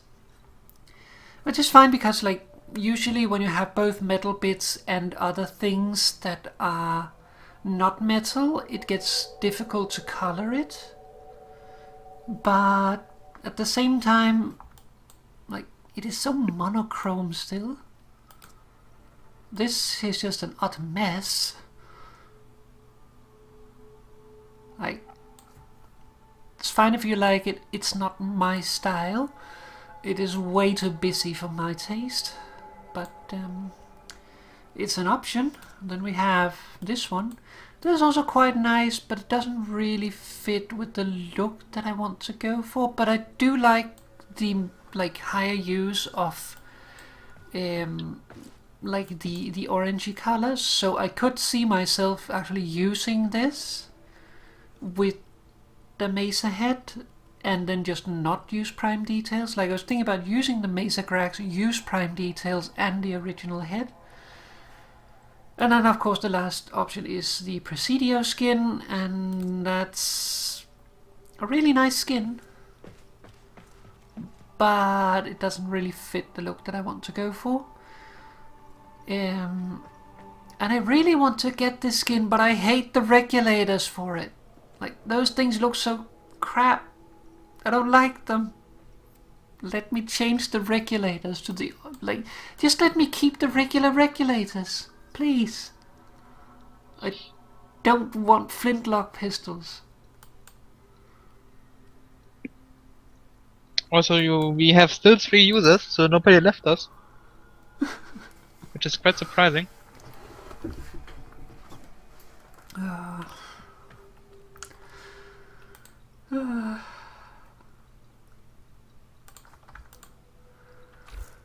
Alright, oh, I should probably change back. Should we do another one, or should we do something else?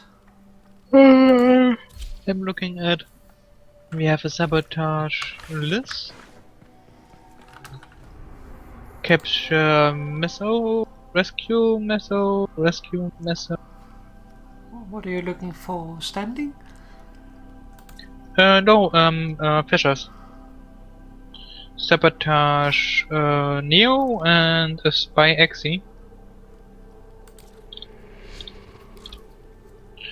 I do need more former again. Well, we could crack some relics if you want to. Yeah, that was the idea, maybe. Or we could do another onslaught.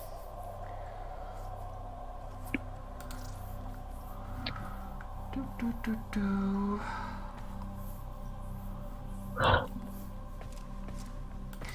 I do have 2 friends online, so I could potentially send them a message and ask if they wanted to join for some relics.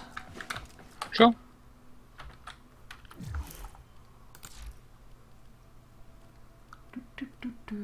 Friends. Low level or high level? Probably mixed.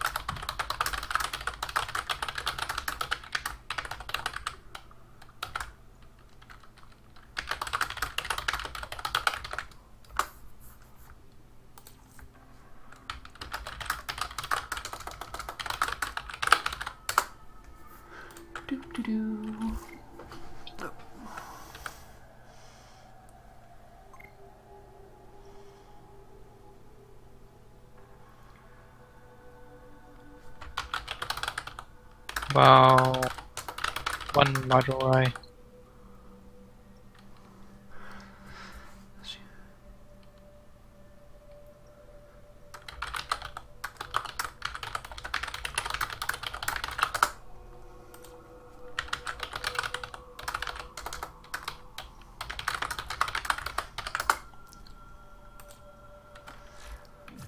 Okay, so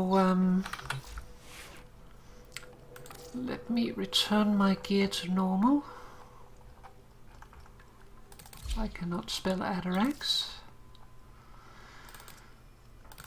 Okay, we got Definitely Lydia. spelled with a B. We got Vidya joining us and potentially Dragonov too. Yay!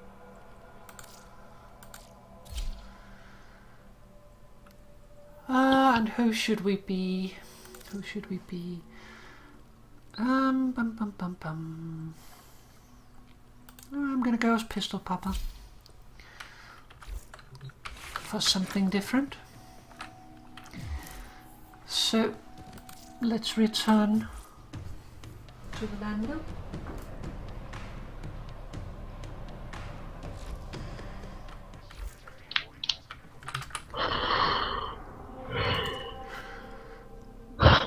So we don't have a terribly good lith, we do have okay lith. We have a good meso. We have sort of meh. Neo's not bad, but an okay. And then we have a spy axie, which is not great.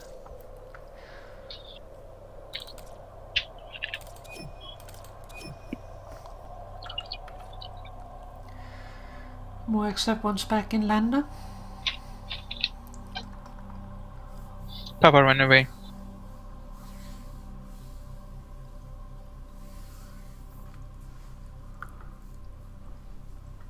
Papa wants to cuddle with a terrorist. Everything in orders, operator? Do the capture? Pun? Yes, I'm just waiting for Vidya to accept. I think I sent it.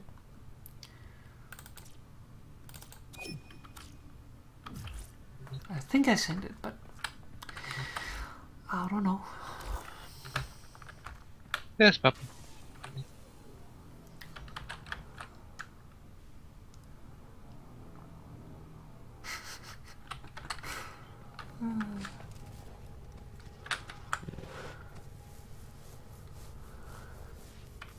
Alrighty. Huh?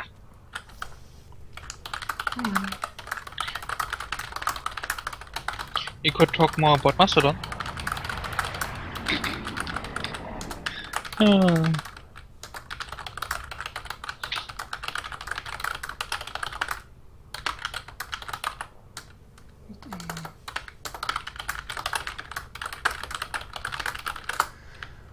Alright.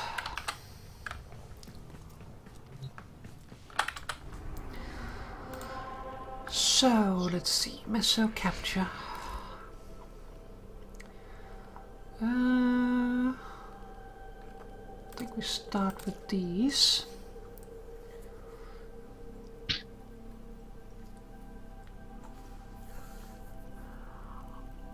Everything in orders. Ha, ha. I think I got that one a moment ago too. Is that a pun? Tenno, why must you always?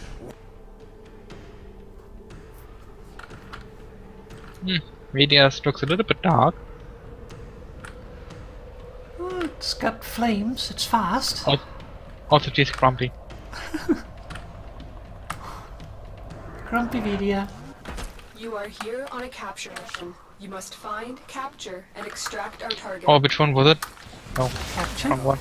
I'm detecting That a one! synthesis target. Use the synthesis scanner to track the creature. Ah, you bastard. Watch out. I'm detecting void fissures nearby. Do you have a latching relic? Fisher, defend yourself. Who's reacted to open relics? Use that reactant to open a relic. The reactant is working on your relic. Find more. You found a target. Capture them quickly before they escape. We cannot let our target know we're here. Track them down quickly. Mission complete. The captain is escorted Just to got the this extraction 3000 point. Well done. Watch yourself. Grenier are on the way. orange crit. Tenno, do not damage it further. Use the synthesis device. I don't know who's Goes too far.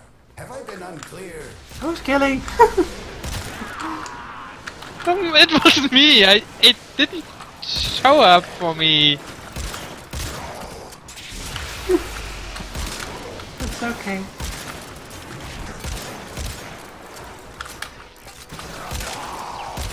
Oh, that guy just Secret Service that shot. Transference still Zoom, holding. zoom, zoom, zoom, zoom, zoom, zoom.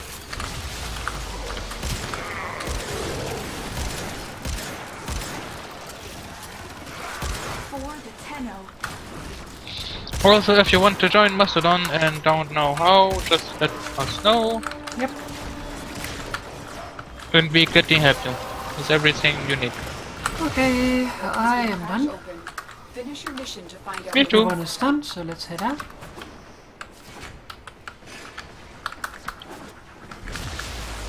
It's my scan target too, so it's me who's being arsy about. Oh. Ah. Oh, damn it. How? What? What? How the hell did I get down here? I don't know. I fell in a hole. Alright, let's get out.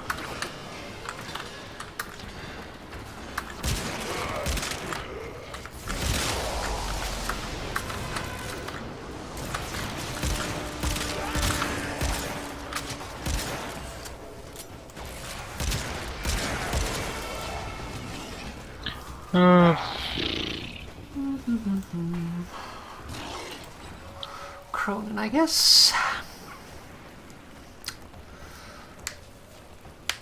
Already have Loki, so Yeah, same. Oh, I got told out of 9 white traces. got 26. Well, you got 9, and one of them was from me. No. I think so. Didn't you have the one for Cronin, or was that? No. No, that was Media. This was video. It's just odd because the order up there is screwing me up.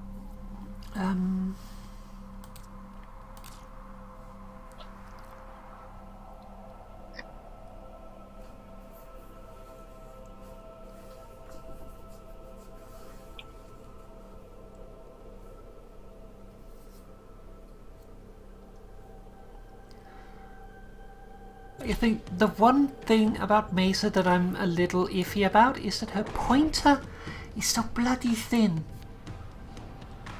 And it just looks wonky.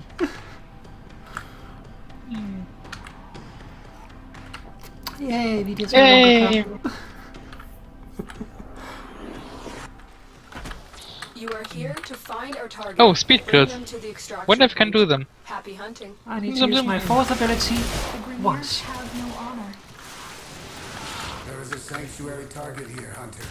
I sense it. Track No. it with the synthesis scanner. Don't let Did it you get the escape. Harrow chassis? Void Fishers. You need them to open a relic. Are you confident? you I can withstand definitely it? have the worst weapons ever. I got it. Myself? You're near a fissure. Like all single shot. Oh, like, Is working on your relic. Find more. you know, Target located. Bring them in. The capture Weapons target I has really vital love. information that we need to extract. We need our subject brought back alive. zoom, zoom, zoom. Excellent work. I was We'll wondering why I interrogate couldn't see captive the at capture base. tower, but Your that's part just is because they done. were invisible. I'm detecting a large security force heading your way. It's the Grenier.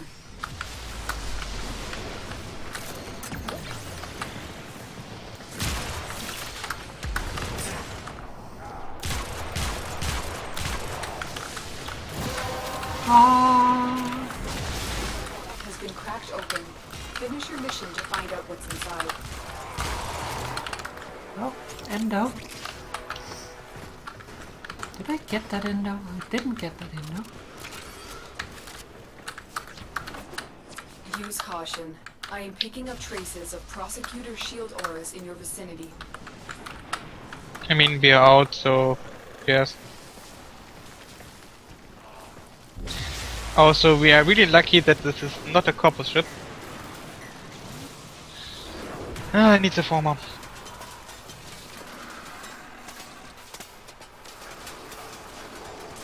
Because we know what my ability does to corpus ships. Could Moo write in our Discord chat limbo? Okay. Why? Because I need to check whether I have a full set of limbo after the stream. Sorry, also. Thank you. Or I just read the other message. Sorry. It's okay. I try not to. It's just not really the best topic. Yeah, I know.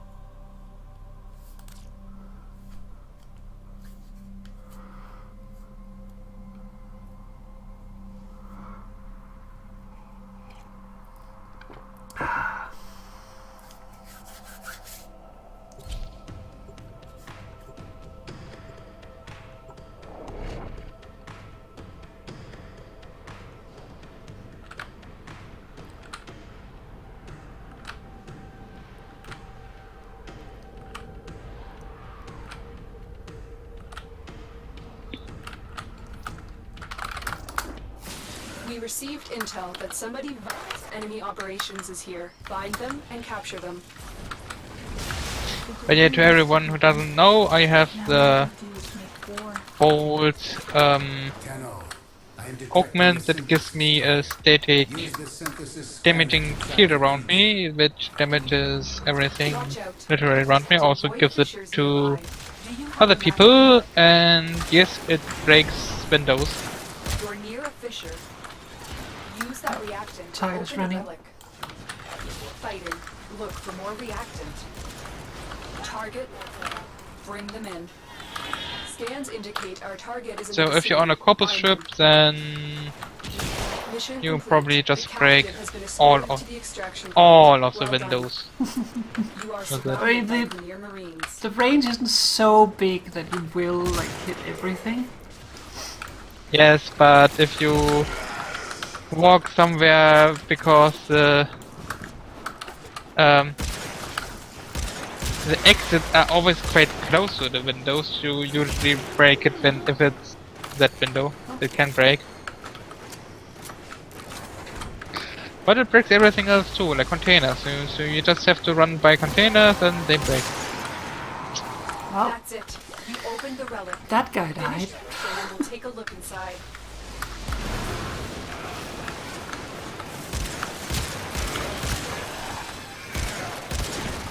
Also, relic tracking is really good for ranking my melee. Because I usually can't do that, as I need my melee in Onslaught. Yeah, that's my problem. I need my melee and onslaught because I don't have alternatives. Moo does have the Amprex and the Adamas set up. I don't know.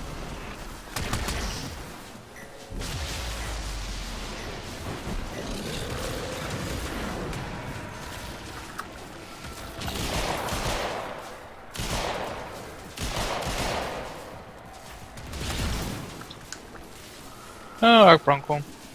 Oh no, It former. is a silver point, or a silver part, so I should get it. I just need former. Yep, hello there. Welcome.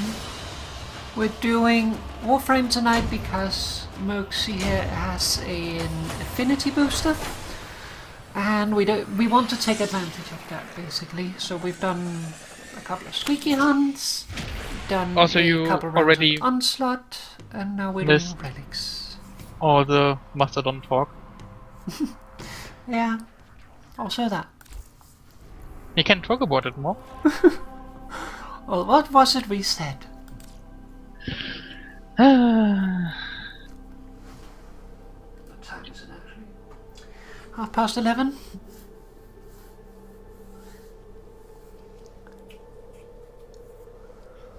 So probably not too much longer. Yeah, half hour or so.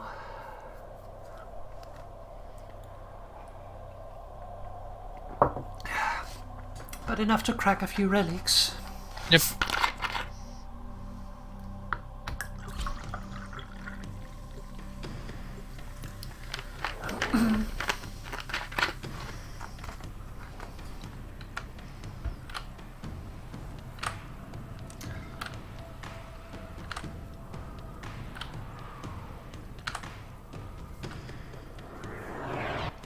You are here on a capture mission. You must Oh yeah, find, something capture, and that extract I the target. just remember is we have really many tools there. Like, if you don't like a user on any instance, then just block them, You need them to open or a mute relic, them, but are you confident you can withstand their fury? or if you think a user of another instance is not good for your whole instance, then you can Don't forget the reactant. report Need them more to open your that relic. admins and You tell can them find that the person target. is bad, and Capture then them they quickly can before they escape.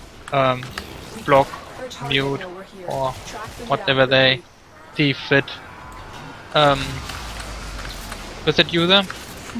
Or if you then say, okay, the whole instance is full of those users, You are surrounded then you by can say, okay, Marines. let's do that to the whole instance. You can also block complete instances as the user, by the way. That's it. You opened the relic. So if Finish your you mission and we'll take a look inside. don't like users from a certain instance, you can also just say for yourself, okay, I block that whole instance and be good. But of course that will only count for yourself, not for any others.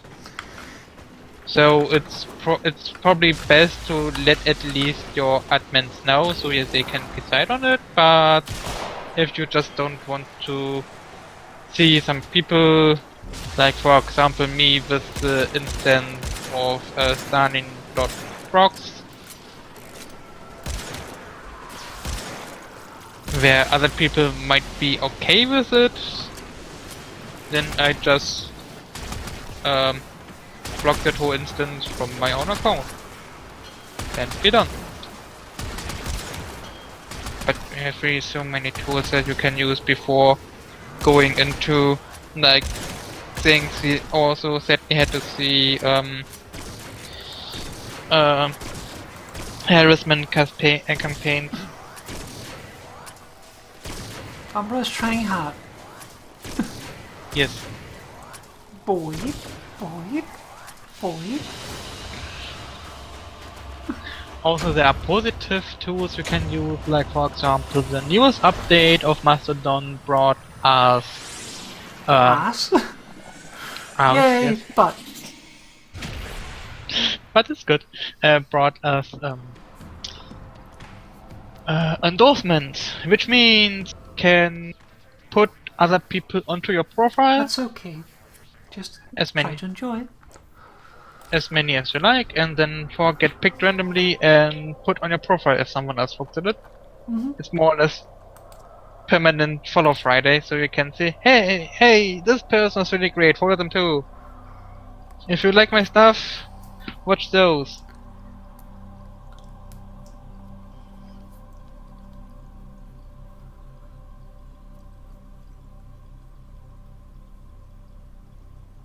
So, yeah. But there have really so many more tools there that Yeah, it's doing nice. stuff on Twitter is really considered really bad. Like harassment campaigns to get people off the platform. Like we sadly had one. We received intel that somebody vital to any nations is here. Find them and capture them. The Vermeer deteriorate over time. Is that what makes them violent? But the best thing I think is still is simply, even if stuff goes bad, like really bad, Do you have a match? then you can still take your friends, make your own little instance together. Target Someone located. will be found to have the money to host it, and then you just have your Get the reactant. own Need relic little to open that relic. part of the internet where you and your friends are together, Find them. Mission complete. even in the worst Captive has been case. escorted to the extraction point. Like Well even done. if the whole Mastodon Fediverse goes bad, then you can still have your own little thing. Which I really like. Oh, go on here.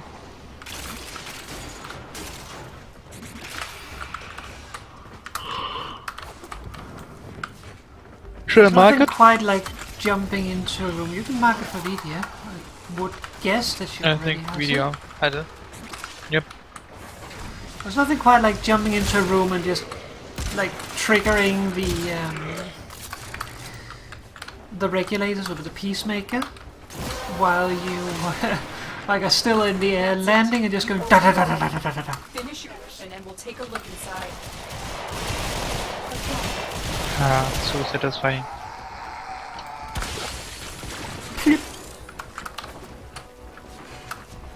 Like exploding barrels while you run by.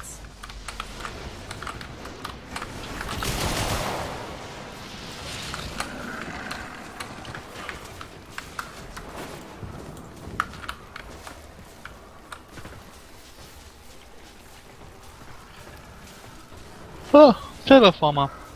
Another limbo. Yeah, but I really need the former. I only have 4 left. Yeah, Mo should get it.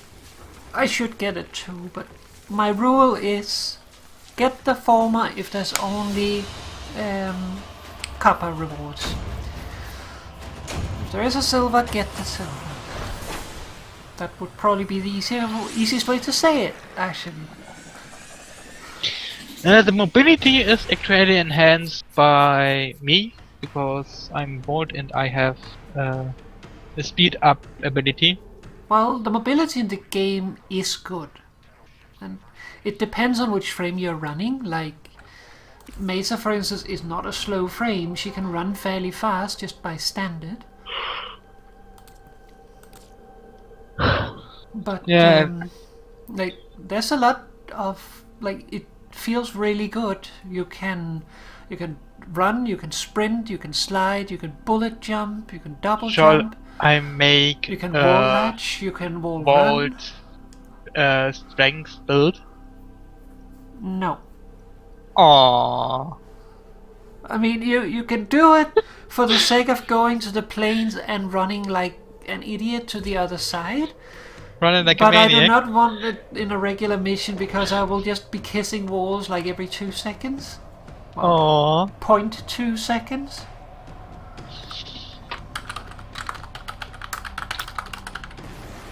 It would be so fun. You are here to find our target and to the extraction point. Happy hunting. You'd think they'd clone something a little less. For people not knowing, you can mod your I am detecting a symbol. Warframes for certain ways, for example, strength, duration, Void Uh, you need them to open a relic, but are you reach. confident you can withstand their fury? like how far you can reach with your abilities, etc. They're dropping reactant. And Crack open a relic. stuff like strength will increase the effect of your You found a target.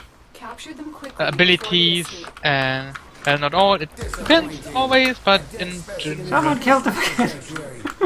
This time it wasn't me. Anyway, we cannot Taking out let the our target. target know we're here. Track them down quickly. Yeah. Usually you get stronger. That means usually more damage. But the sword, for example, Excellent work. I have this ability, then I can speed up people, and if I go for strength, then it's everything Watch just yourself. super duper fast. There are On the way. Yep, so right now, for instance, I'm buffed by Moo's speed, and I have that zone around me that does electricity to anyone I move by. Yep. But every And frame every has item. their own abilities, basically. Volt can sap people, can make others faster. Like, this is Mesa's normal sprint speed. If you want to go faster than that, then there's bullet jumping, which is slightly faster usually.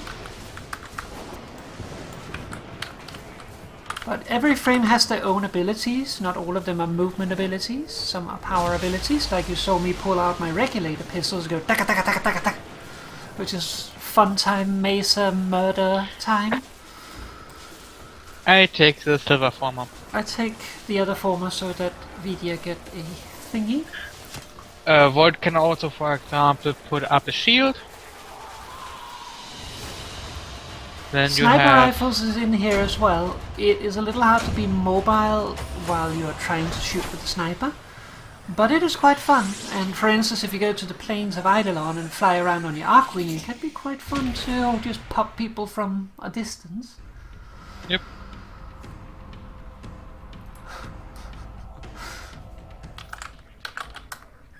I think I quickly change frames.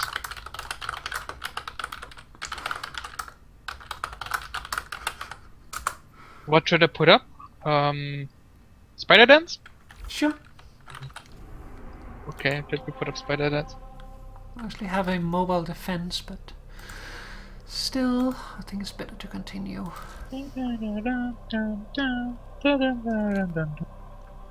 There we go.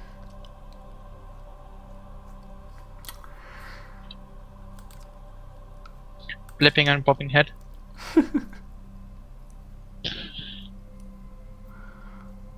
But yeah, Mesa, So- for instance, Mesa's ability, she has one ability which basically you trigger it, and then every time you shoot someone, it stores damage, and then you trigger it again to deliver all that damage that you stored in one single bullet. It's not very often used, but it's kind of cool. I haven't really used it at all, but it could be fun to do at one point.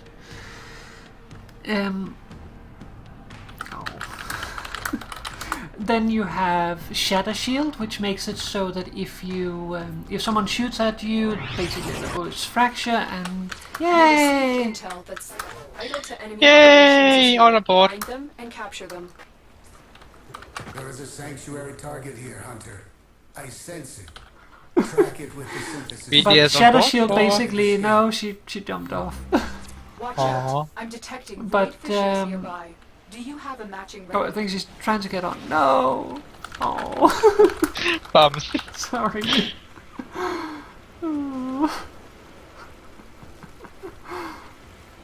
Oh. Yeah, that's Papa's favorite because she can Capture target has feel vital very small. information that we Yeah, need to like it feels so extract. tiny We on this need our thing. subject back alive. That's cute. But Shatter Shield protects you from projectiles, and then you also have what's the other one called? Something. It's the one that looks like a lasso. Reactant. I need energy though. The enemies are dropping reactant. And then that lasso basically disables people's armaments, so that takes care of both ranged and melee enemies. Look for more reactant. And then she has her ultimate, which is she takes a stationary stance and pulls out her regulators and then just goes nuts. This basically. You are still vulnerable while you're doing that, but I'm in you the are rift! also in. You found a target. Capture What? them quickly before. BDS limbo. Yes, she's limbo. I mean, I only saw it because I was in the rift, so. Mission complete. The That's captive that. has been escorted to I'm the Octavia, by the sanctuary. way, and Octavia is a music frame. Change That's of plans. Party Flame. Ignore your original Yay. objective. Nothing alive. No? Revenant is a party frame. I mean, he's Disco frame. seriously him. Okay, this is Octavia's frame. party frame, Revenant is disco frame. Raver frame. But yeah, Octavia's thing is that she Trap it down in the rift. plays music. And well, you can make your own music. Like for example, I'm playing Spider Dance on Undertale.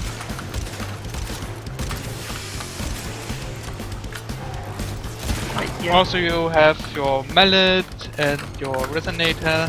Mallet does damage in an area. Resonator rolls around and draws The relic has enemy been fighter activated. onto it, so away from you. To find out what's inside. And then you have your third one, Melody, I think it's called, In your vicinity. which gives you and your team buffs. They just have to do stuff in the rhythm to the music. Like if you crouch to the rhythm, then you get invisible. If you jump, then you get more movement speed. If you shoot, you get extra damage.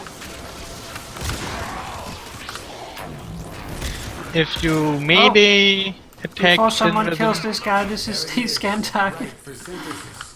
Go, These go. creatures simply perform the synthesis I require. if you melee attack in rhythm, then you get more melee damage. So that's quite cool. I like that, especially the customization stuff. The synthesis. You do have I to. am now banished again. I think Media's doing it on purpose. I mean, she's limbo, so yes. I I mean, would do it's the not same. bad because I can use my regulators while I'm in the rift. I'm in the rift. What I want to say is, you have to invest a little bit of platinum into her if you really want to customize her, because you Yeah. have to buy different music instruments. It's 50 per so it's too much. It's not like you have to, but it just makes it more fun. I mean, you can use her without. Every You one can of them also make comes music with without. 3 instruments, or well, it is one instrument pack which includes instruments of percussion, bass, Bass and melody. words. In their ranks and they are on the run. Another successful mission.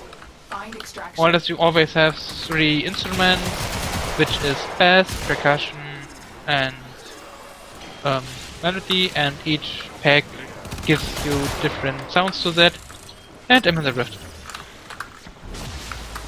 Yay! And that allows you to make more different music. She comes with one set of instruments, so you can already make music. You can also already make your own music. It's just you just have much more options, and most of the stuff you find on the internet on how to make music uses other instruments because it just sounds better together. But you don't have to. Can also use her without and have fun with her. Looks like Lydia is using the grenade launcher.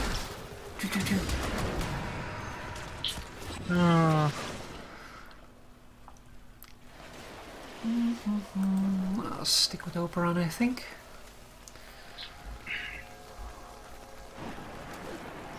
My other favorite is Equinox.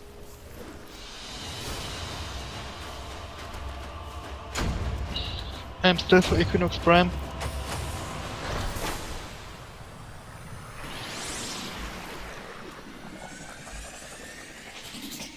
But at least I get an Equinox Deluxe and my Platinum wallet will hate me. But at least it's in a couple months. So I'll probably change it back to gold.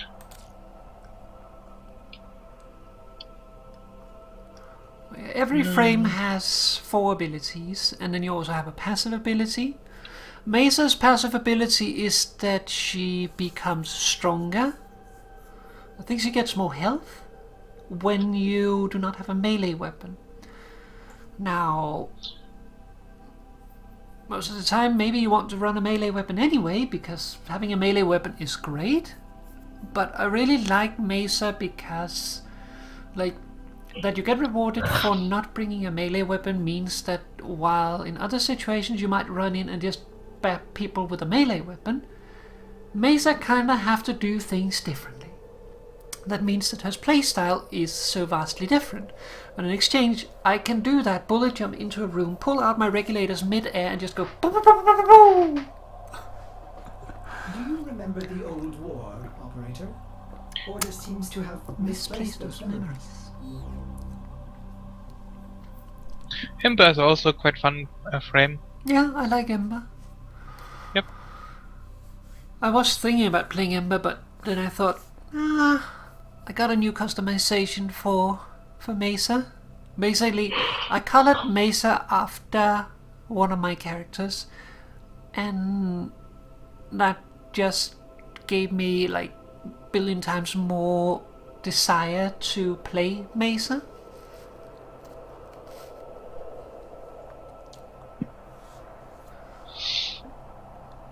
And that's also why I'm concerned about the Prime look, because can I transfer that look to the Prime frame? Maybe we will see. It will be quite some time before Mesa coming on. Actually, I don't think it's that bad. Like, Chroma comes out soon. Which is soon would be not next Tuesday, but Tuesday afterwards. And once Chroma has then been in rotation for 3 months, then another Warframe will come out, and I believe that is Mesa, if I remember correctly.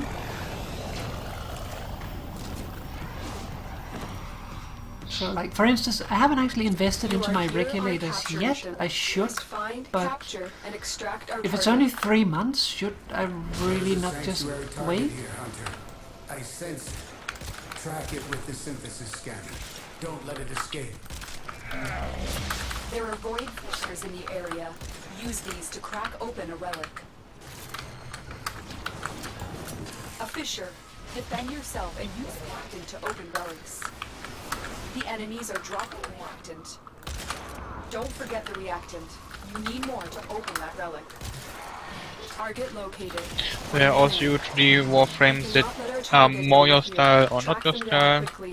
Yeah, Also, definitely. you have We'll interrogate the captain. lots of customization options always, like coloring. Of course, customization usually costs platinum,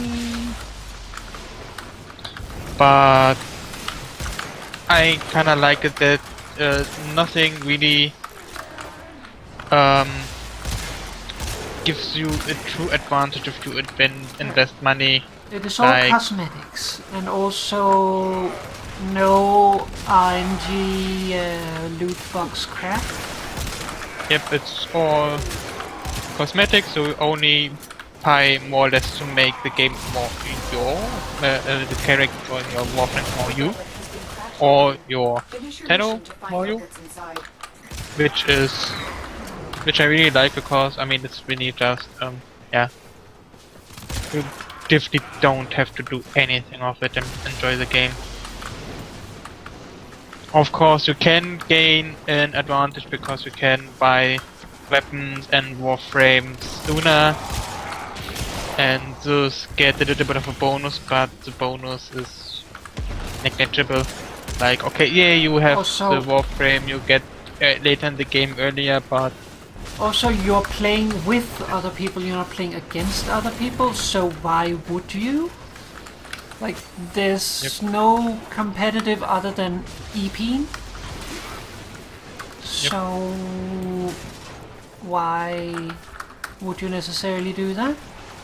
I mean, there are of course reasons, like some people just don't want to grind 5 days to Which get is fair something. enough. If you Like have we the money, grind you for can 3 months to not already for Khora. Yeah, we're not very lucky with Khora. So in those cases it would of course be okay if I had the platinum and not care about money so much, I would probably have bought Khora already because it just gets tired. I just get tired of trying to get the last Khora part. But you don't have to. you can just grind everything. Except for cosmetics.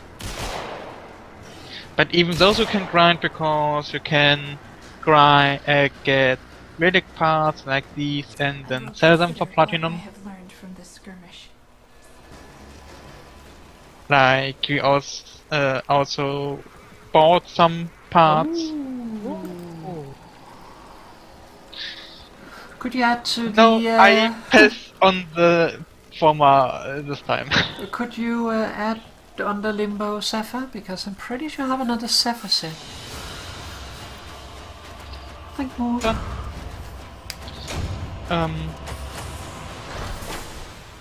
Where was it? What? Oh yes, we also Sorry. bought some prime parts. Like for example, my Volt Prime is bought because a Volt is voted. Voting means their parts aren't in circulation right now. If you still have the relics to crack, like we do here, then you can still get them, but you won't get new relics. So if you don't have any relics of Volt Prime and can't crack them, then you get any or other, except you buy the parts, which Papa did for me. And this is why I got Volt Prime. And if you are on the other hand, of course, you have, for example, Volt Prime parts for some reason, and you want to get some platinum, then you can sell it for platinum, and then you can use the platinum for other things, like buying cosmetics or buying item slots. Which is probably the only thing they have implemented that actually gives you a real advantage. Where you need platinum to do that. Remember the old war, I mean, operator? Or it does creates a seems to game have market, misplaced and those it memories? is it's player driven. It of course has a little bit of a guidance, but it is player driven, like supply and demand. Yes. Some frames are cheap, some are not. If you go out and try to buy Rhino Prime, it's gonna be bloody expensive. If you go out and buy something like Nyx Prime, it's not going to be so expensive because Nyx is not played as much. What I rather meant is, you have Warframe and weapon slots, and you can only have a certain amount of Warframes at a time. You can sell them and get some of them back, some not. But you're kind of limited there, and the limit isn't that high actually. So actually You start buying with 2 spaces for Warframes, and one of them is filled with your starter. Yep. And so if you buy those slots, then you actually gain a bonus because then you can have more Warframes and don't have to switch out so much. So that I think that's actually one of the things that gives you actually an advantage to buy with platinum. Yeah, what I usually say is that you can play the game completely free. You can do it if you want. You will have to go out and farm prime parts and sell them.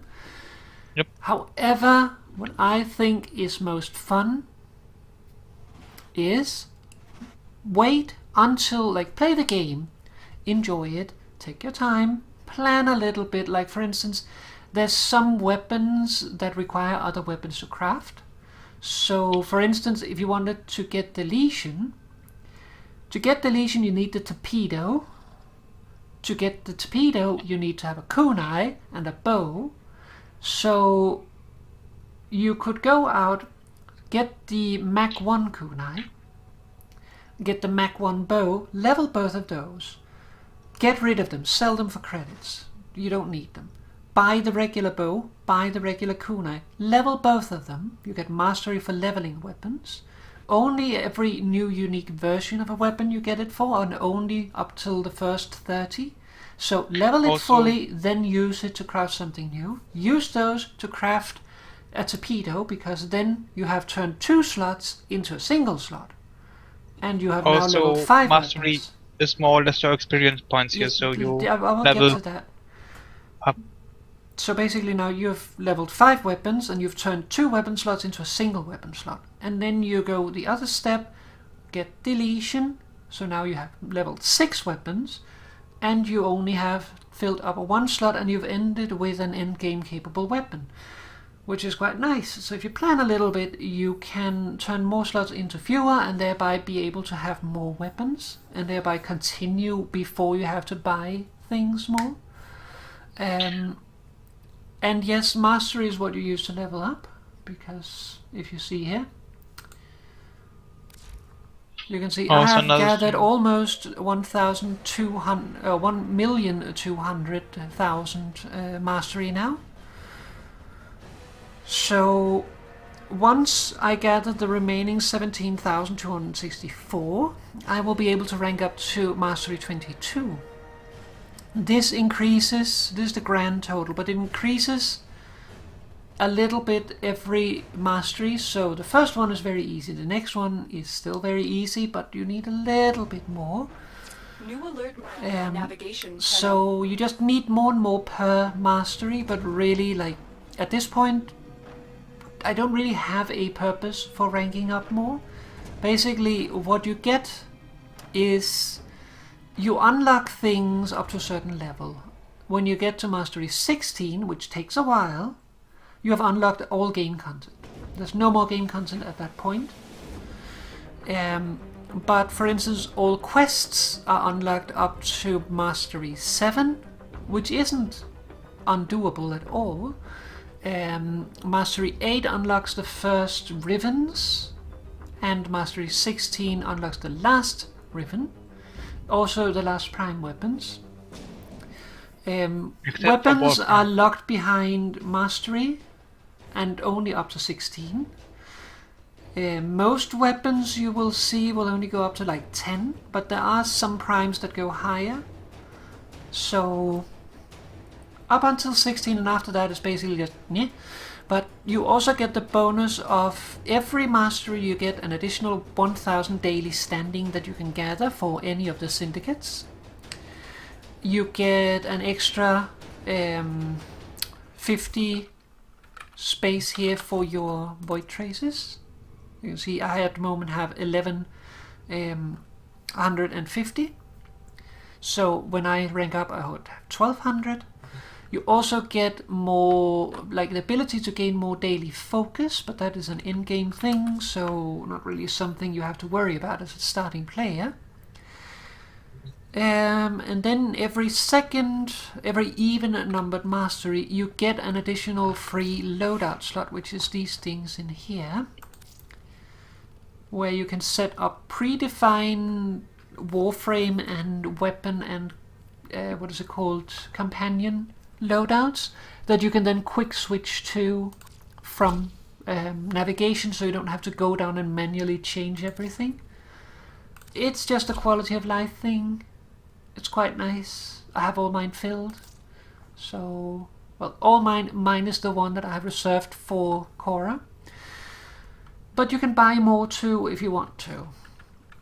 So basically what I say is, if you're starting the game, think a little bit, plan ahead, and just play the game until the day that you get a nice login bonus. Because every day when you log in there is a little gift for you. And it can be a number of different things. But one of the things you can get is rebate coupons, which basically allow you to make a single purchase of platinum for less. So usually I would say if it's below 50% I wouldn't go for it, but if it is 50 or above I would go for it. And then I would suggest getting 1,000 platinum, because that will really take you far. It is 20 platinum per Warframe slot. It is 12 platinum for 2 weapon slots, and that's where the majority of your platinum will go before you start spending on something like deluxe cosmetics or Octavia, what is it called, instruments. And that's also something I wanted to say is the slots aren't really expensive, and you get usually a good amount for selling stuff. Like if you a little bit smart and get parts, you see people talk about get voted soon. Then get those parts, wait until they're voted because then nobody else gets them, and that usually increases the price a lot. Yeah, basically So- wait a few months after something gets vaulted and then sell it then is the best way to do it. Yep. And then you get usually quite a good amount of platinum, so you can then sell a few parts and get a lot of slots for them. Even if you don't do that, you usually also get a good amount of platinum that you can buy 1 or 2 slots for something sold. Depends, of course, always what the thing actually is. But Yeah, some things are more like popular than others. Yep. But what is it called? One thing that I want to point out here is the way you get prime stuff is from relics. Relics you get from missions. There's 4 eras: Lith, Meso, Neo, and Axi. Copper, silver, well, copper, whatever this is, bronze, silver, and gold. Which is a little unintuitive compared to the others, because that's usually copper, silver, gold, and platinum. But still, 4 different rarities. Of course, if you're playing a low-level mission, you get Lith. If you're playing higher level, you start getting Mesos, Neos, and Axes. Axes are the most difficult ones to get. Difficult in quotation marks. It's the ones that you will most likely have least of. But funnily enough, you probably also won't have a huge amount of Lith, because like, it's not every day you go back and play really low-level missions. So I mean, at the beginning you will, at the end you might not. So yeah. you really don't. You usually have to specifically go back to get Lith relics, which of course means you get less. So how it works is that every relic has an amount of things it can drop. 3 commons, 2 uncommons, and 1 rare. And you can see the chance out here for dropping it. High chance of common, not so high chance of uncommon, and very low chance of rare. You can see them on the wiki if you want the exact numbers, but it doesn't really matter. But then you can refine them, and you can see here it changes the chance that you will get something. And in this situation, for instance, if you do a radiant, which is the highest, that makes it so that the chance of getting a single a single uncommon is actually higher than the common drops. So if you're going for uncommon or above, it can be useful. Most often I find that unless you're going for the rare, just go unless you really don't have very many relics, don't bother with radiating. Just make sure you don't go over your limit, because if you go over your limit you don't get any more and then you waste it. Also, never try the C2. Yeah, that relic is bloody cursed. We've done like Yes. 40 of these, fully refined, Right. and not gotten Yes. any drops. Well, okay, we got drops, but we Yeah, we got got drops, of course. We common. guaranteed a drop, but like we were trying to Common get drop. the Cernus Prime lower limb, and it just never showed up. which is a rare drop. So for that you of course want to refine, but it just never dropped at all. And that's the RNG. Like, for instance, here, if we want to get the Cernus Prime, we need a lower limb, upper limb, a string, and a... what's the last one? Handle, I think? I think a handle, yes. And then, of course, the main blueprint. So, you can search for Cernus Prime. You can see all of these relics contain Cernus Prime parts. So these have the main blueprint. It's an uncommon. This has the string, which is uncommon. This has the lower limb, which is rare. This has the upper limb, which is common. Main blueprint. And so on. So you use relics to get the prime parts. It of course sells best if you can accumulate a full set, if you want to sell them. But you can also sell individual pieces. Like we, for example, bought the bloody lower limb 2 times because I needed it 2 times. Because always also you have syndicates which require some of these parts to rank them up, and I just required the lower limb, and yeah, it never dropped. And of course, I want the weapon too. So yeah, it never dropped Yeah. ever. Let's see. Oh, we should actually think about calling it an evening. Yeah, it's late enough.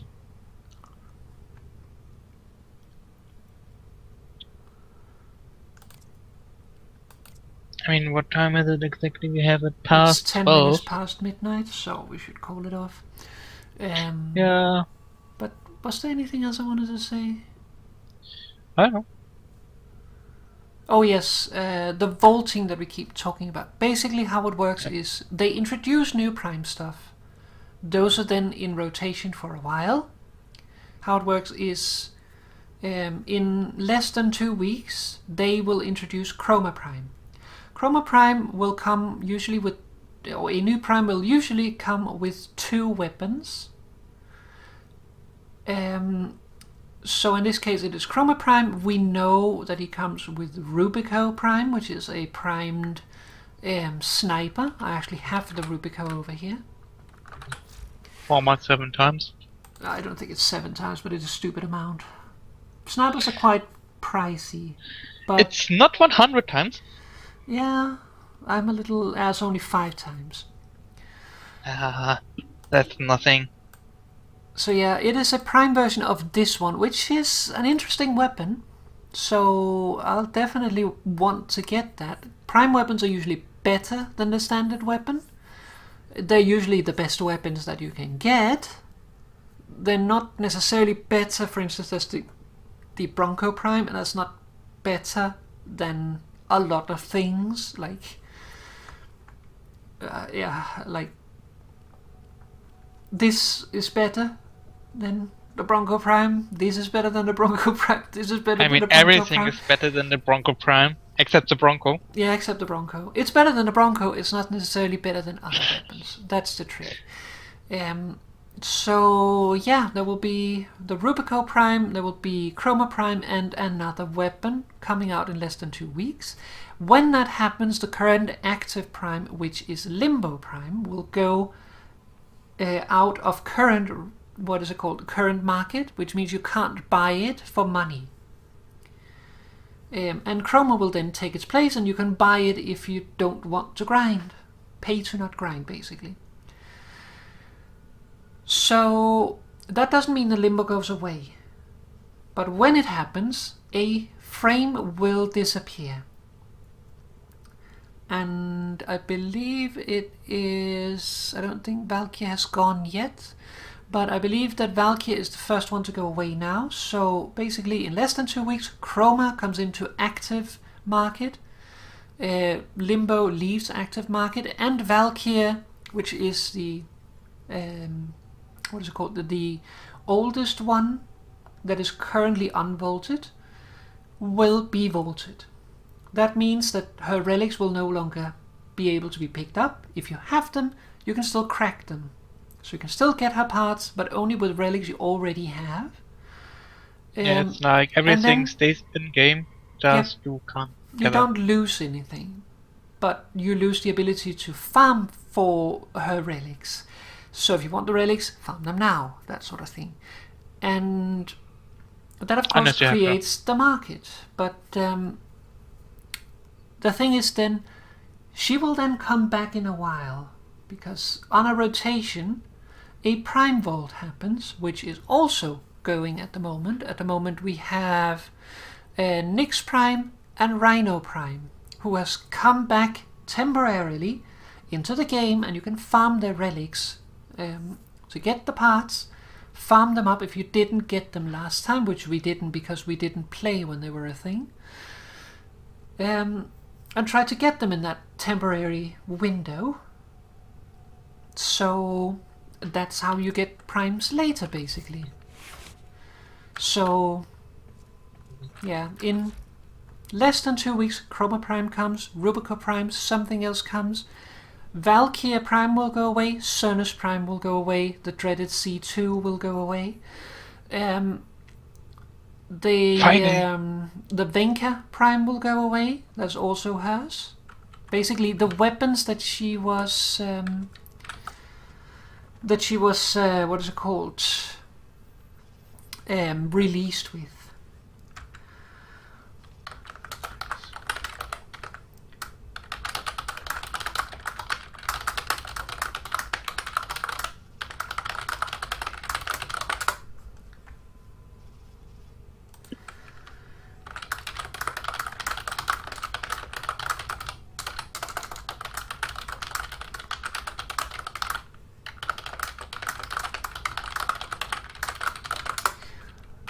Responding, and you can see over here the Prime Vault where we have Nyx, Rhino and the weapons they came with, and then we have Limbo, which will go out of active rotation. You don't see anything by me clicking that, so I shouldn't, but Limbo was released. You can see with the Distressor Prime and the Piranha Prime. So yeah, you will no longer be able to buy Limbo here. You can still buy him from players if you want for platinum, but you won't be able to buy him for money. So that is how vaulting works. It's confusing to start with. You learn to figure out which things it is that is going away.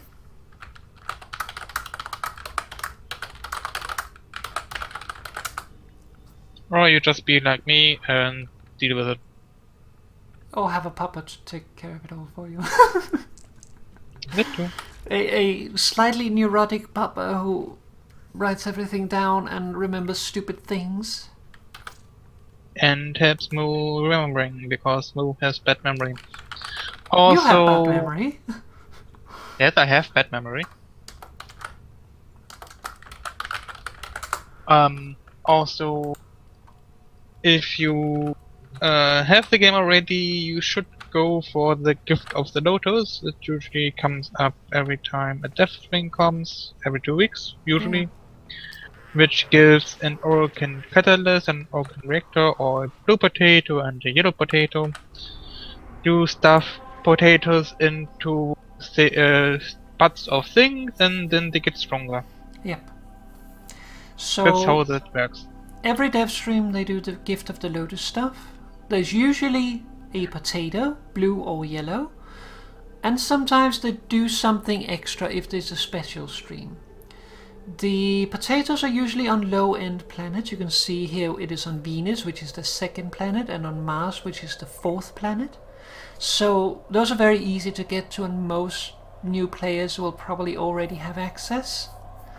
If you don't have access, you can get a player who has already passed by them to take you there. The only problem is they need to not have done the quest yet. So once they've done these alerts, they can no longer pick them up. They usually last for 24 hours afterwards. If there is an extra thing, like for instance a Riven mod, which you don't know what is if you're a new player, but you will figure that out later. But usually with those, they will be on a high-end planet like Setna, so those might be harder to get to, but they're not as detrimental as potatoes. Potatoes you need a bloody lot of, because the yellow potatoes, quick breakdown. A potato increases the mod capacity of a weapon or Warframe, or Sentinel, or Companion. Basically everything you can mod has a mod capacity, like for instance my Silvershade Prime. So normally your mod capacity would be equal to the rank you have leveled it up with a minimum of your mastery rank. So I am mastery 21, which means I have 21 to 30 mastery, or what is it called, mod capacity. I won't get more mod capacity until I level it up over rank 21, but I start with more because I'm higher mastery. That's the only real benefit of it. But if I install a potato on it, I double whatever I have. That means it doubles to 21, it doubles to 30. So you can see I've installed a potato here. You can only do it once. weapons require blue potatoes. Warframes, companions, sentinels, they all require yellow potatoes.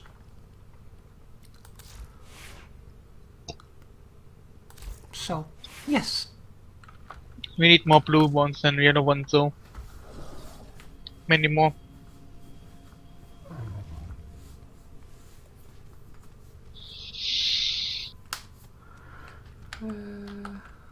And yeah, because you doubled the mod capacity, it also means that if you are, for example, rank 1 only, and the weapon is rank 1, you get already 2. And if you then rank it up, you get always double the rank you have, more or less. And if you don't put one in, you can only get the rank you have. So Yeah. the steps are then, if you don't have one, 1, 2, 3, 4 under 30, and if you put one in, then it's 2, 4, 8, 6, 10, 12 until 60. Yeah, and of course there's way fewer Warframe, Sentinels and Companions than there are weapons. So you will Yes. need a lot more blue than you will yellow. But they're still very nice to have. And of course you don't want to spend your potatoes on weapons that you don't necessarily like. Like there are some weapons you just do to get the mastery out of them, because every weapon gives you mastery. Yeah, Every for instance, unique like, weapon you rank. I did the Cyberus, which is a good weapon, and you can spend a potato on it, but I knew there was better versions of the Cyberus that I could get and that I wanted. So I did not spend a potato on the Cyberus, and I don't have the Cyberus anymore because I sold it because I didn't want to pay double for an extra slot. So yeah, but that's because, well, Warframe's birthday rolled around, and birthday means Dex weapons. So I got a Dex Cyberus, which is better than the Cyberus. It's better than the Cyberus, but not as good as the Cyberus Prime, which is how it should be. Usually, if you have a prime variant, you shouldn't really put too much into the non-prime variant, because the prime variant is always better. Except, of course, stuff got freshly vaulted. Then you won't get the prime variant very Unless you early. can buy So it, yeah. yeah, unless you could buy it. But if you don't want to buy it and it just got freshly vaulted, so that it gets unvaulted, this really just won't happen. There's So also- it's more or less out of reach. Then you can. It makes more sense to potato something like I did it with Vault, because when I started, Vault was vaulted, and when it comes back, yeah, whenever. Vaulted. So I put a potato in him. Yep, I put a potato in him because yeah, We enjoyed I it. I got stuff out of him, and it was worth it. But if you can get the prime variant, don't do it, because the prime variant is always better, and you would just waste resources. Also, you will get more potatoes. Like we said, one shows up after every dev stream, one also shows up on a random rotation. So they come, but it takes time to get them. That's why I don't want to waste them. Also, one important thing is there's 4 classes of schools, 5 classes of schools now. We have tenor weapons, which is stuff like the Cyberus. There is Grineer weapons, which is usually big, clunky and weird. Then we have Corpus weapons, which is usually techy. Then we have Infested weapons, which are usually icky. And then we have Sentient weapons. And it should be noted that there's many tenor weapons that does not have a prime variant, because they're not, like, they're new weapons, they haven't received that prime variant yet, but only tenor weapons can have a prime variant. So they will not suddenly show up, for instance, a Lens Prime. There is Corpus weapon that are called Vandal, and Grineer weapon that are called Wraith, and those are usually more powerful versions of the regular one, but the difference is they are not gotten from relics. They're usually gotten from an event or invasions. So you can get those. For instance, the Strun. The Strun standard shotgun, you can buy it off the market. The Strun Wraith comes from invasions and is a definite superior upgrade. So Also, yeah. you have syndicate weapons, which are also a different thing again, Also that, yes. which are also usually better than the normal variant, but that it depends if you want to keep them. For example, there's the Bolter, you have the normal Bolter, you have the, I think, Abatus of Hexus Bolter, where I forgot what it's, Telos Bolter, the Telos Bolter, and you have the Bolter Prime, and Telos Bolter and Bolter Prime are both better than the normal Bolter, but the Bolter Prime is more on status, if I remember correctly, and the Telos Bolter isn't. So they are, one is not really clearly superior to the other. They have different uses, Mm-hmm. and there you can then you have more or less to choose what you want more. It's good to have both because both have their pros and cons, so then you can decide more or less, but yeah, keep that in mind too, that there are also sometimes different versions and not every version is ultimately better than the other. Yeah, it's a except good the idea. normal levels. It's a good idea to go on the wiki, search for a weapon, because they always have comparisons. For instance, in this case, we're looking at the Sancti Tigris. Sancti Tigris is one of the Tigris variants. There is the Tigris, Sancti Tigris, and Tigris Prime. And the Tigris Prime is by far the best. Sancti Tigris is not bad, but it lacks something that the Tigris also lacks, which is the last bit of status to really push it. But just an example, it's better than the regular, it's not as good as the Prime. Often it will be like that, but they do have other effects as well. Every syndicate primary or secondary will have a syndicate effect, which means when you kill people with it, eventually it will rank up enough or rack up enough affinity, and then it will do a burst of damage of a certain elemental type that fits to that syndicate. For 1,000 damage, which will often in lower level missions kill anything, and in higher level missions apply status effects which might be useful, like for instance radiation, providing CC. Or corrosion, which yeah, will but a reduce- single trigger of corrosion is not really a lot. It It is still a does something. decent amount, but it is not a huge amount, so it's not I mean, it as still does useful something. for that. It still does something, and it's still something. It's more than nothing. Yep. Then there's also Syndicate Melees. Syndicate Melees are a bit different because they do not have that special effect. So you don't have that like big burst. But in exchange they come with something else. I cannot find stuff. Santi Magister. Instead, the melees always have a signature ability, and those vary. For instance, the Magister, or Sancti Magister, has the ability that if you charge attack someone with it, it creates a healing pulse that heals you and allies. So it's a healing mace. Quite nice. The Secura Lecta that we have here is a a whip that has the ability that it gives increased credit drops. And the credit drops you get scales with your mastery, so that's also a benefit of having higher mastery. I think it maxes out at mastery 18, but not entirely sure that I haven't used it a whole lot. I don't think I even have a potato on it at the moment. Not sure though. So, yeah, there's also the Rakta Dark Dagger here, which has the added effect that it makes you less visible. So, if you hold this dagger, should be noted that you have to hold the weapon for the effects to take effect.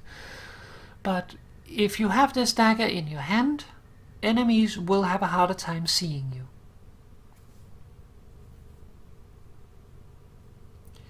So, yeah.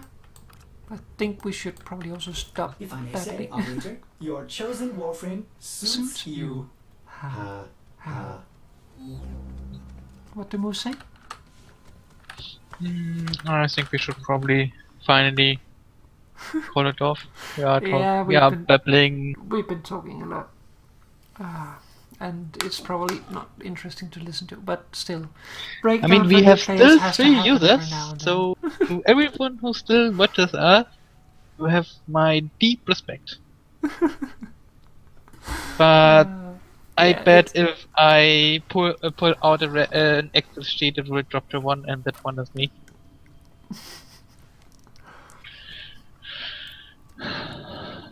Yeah.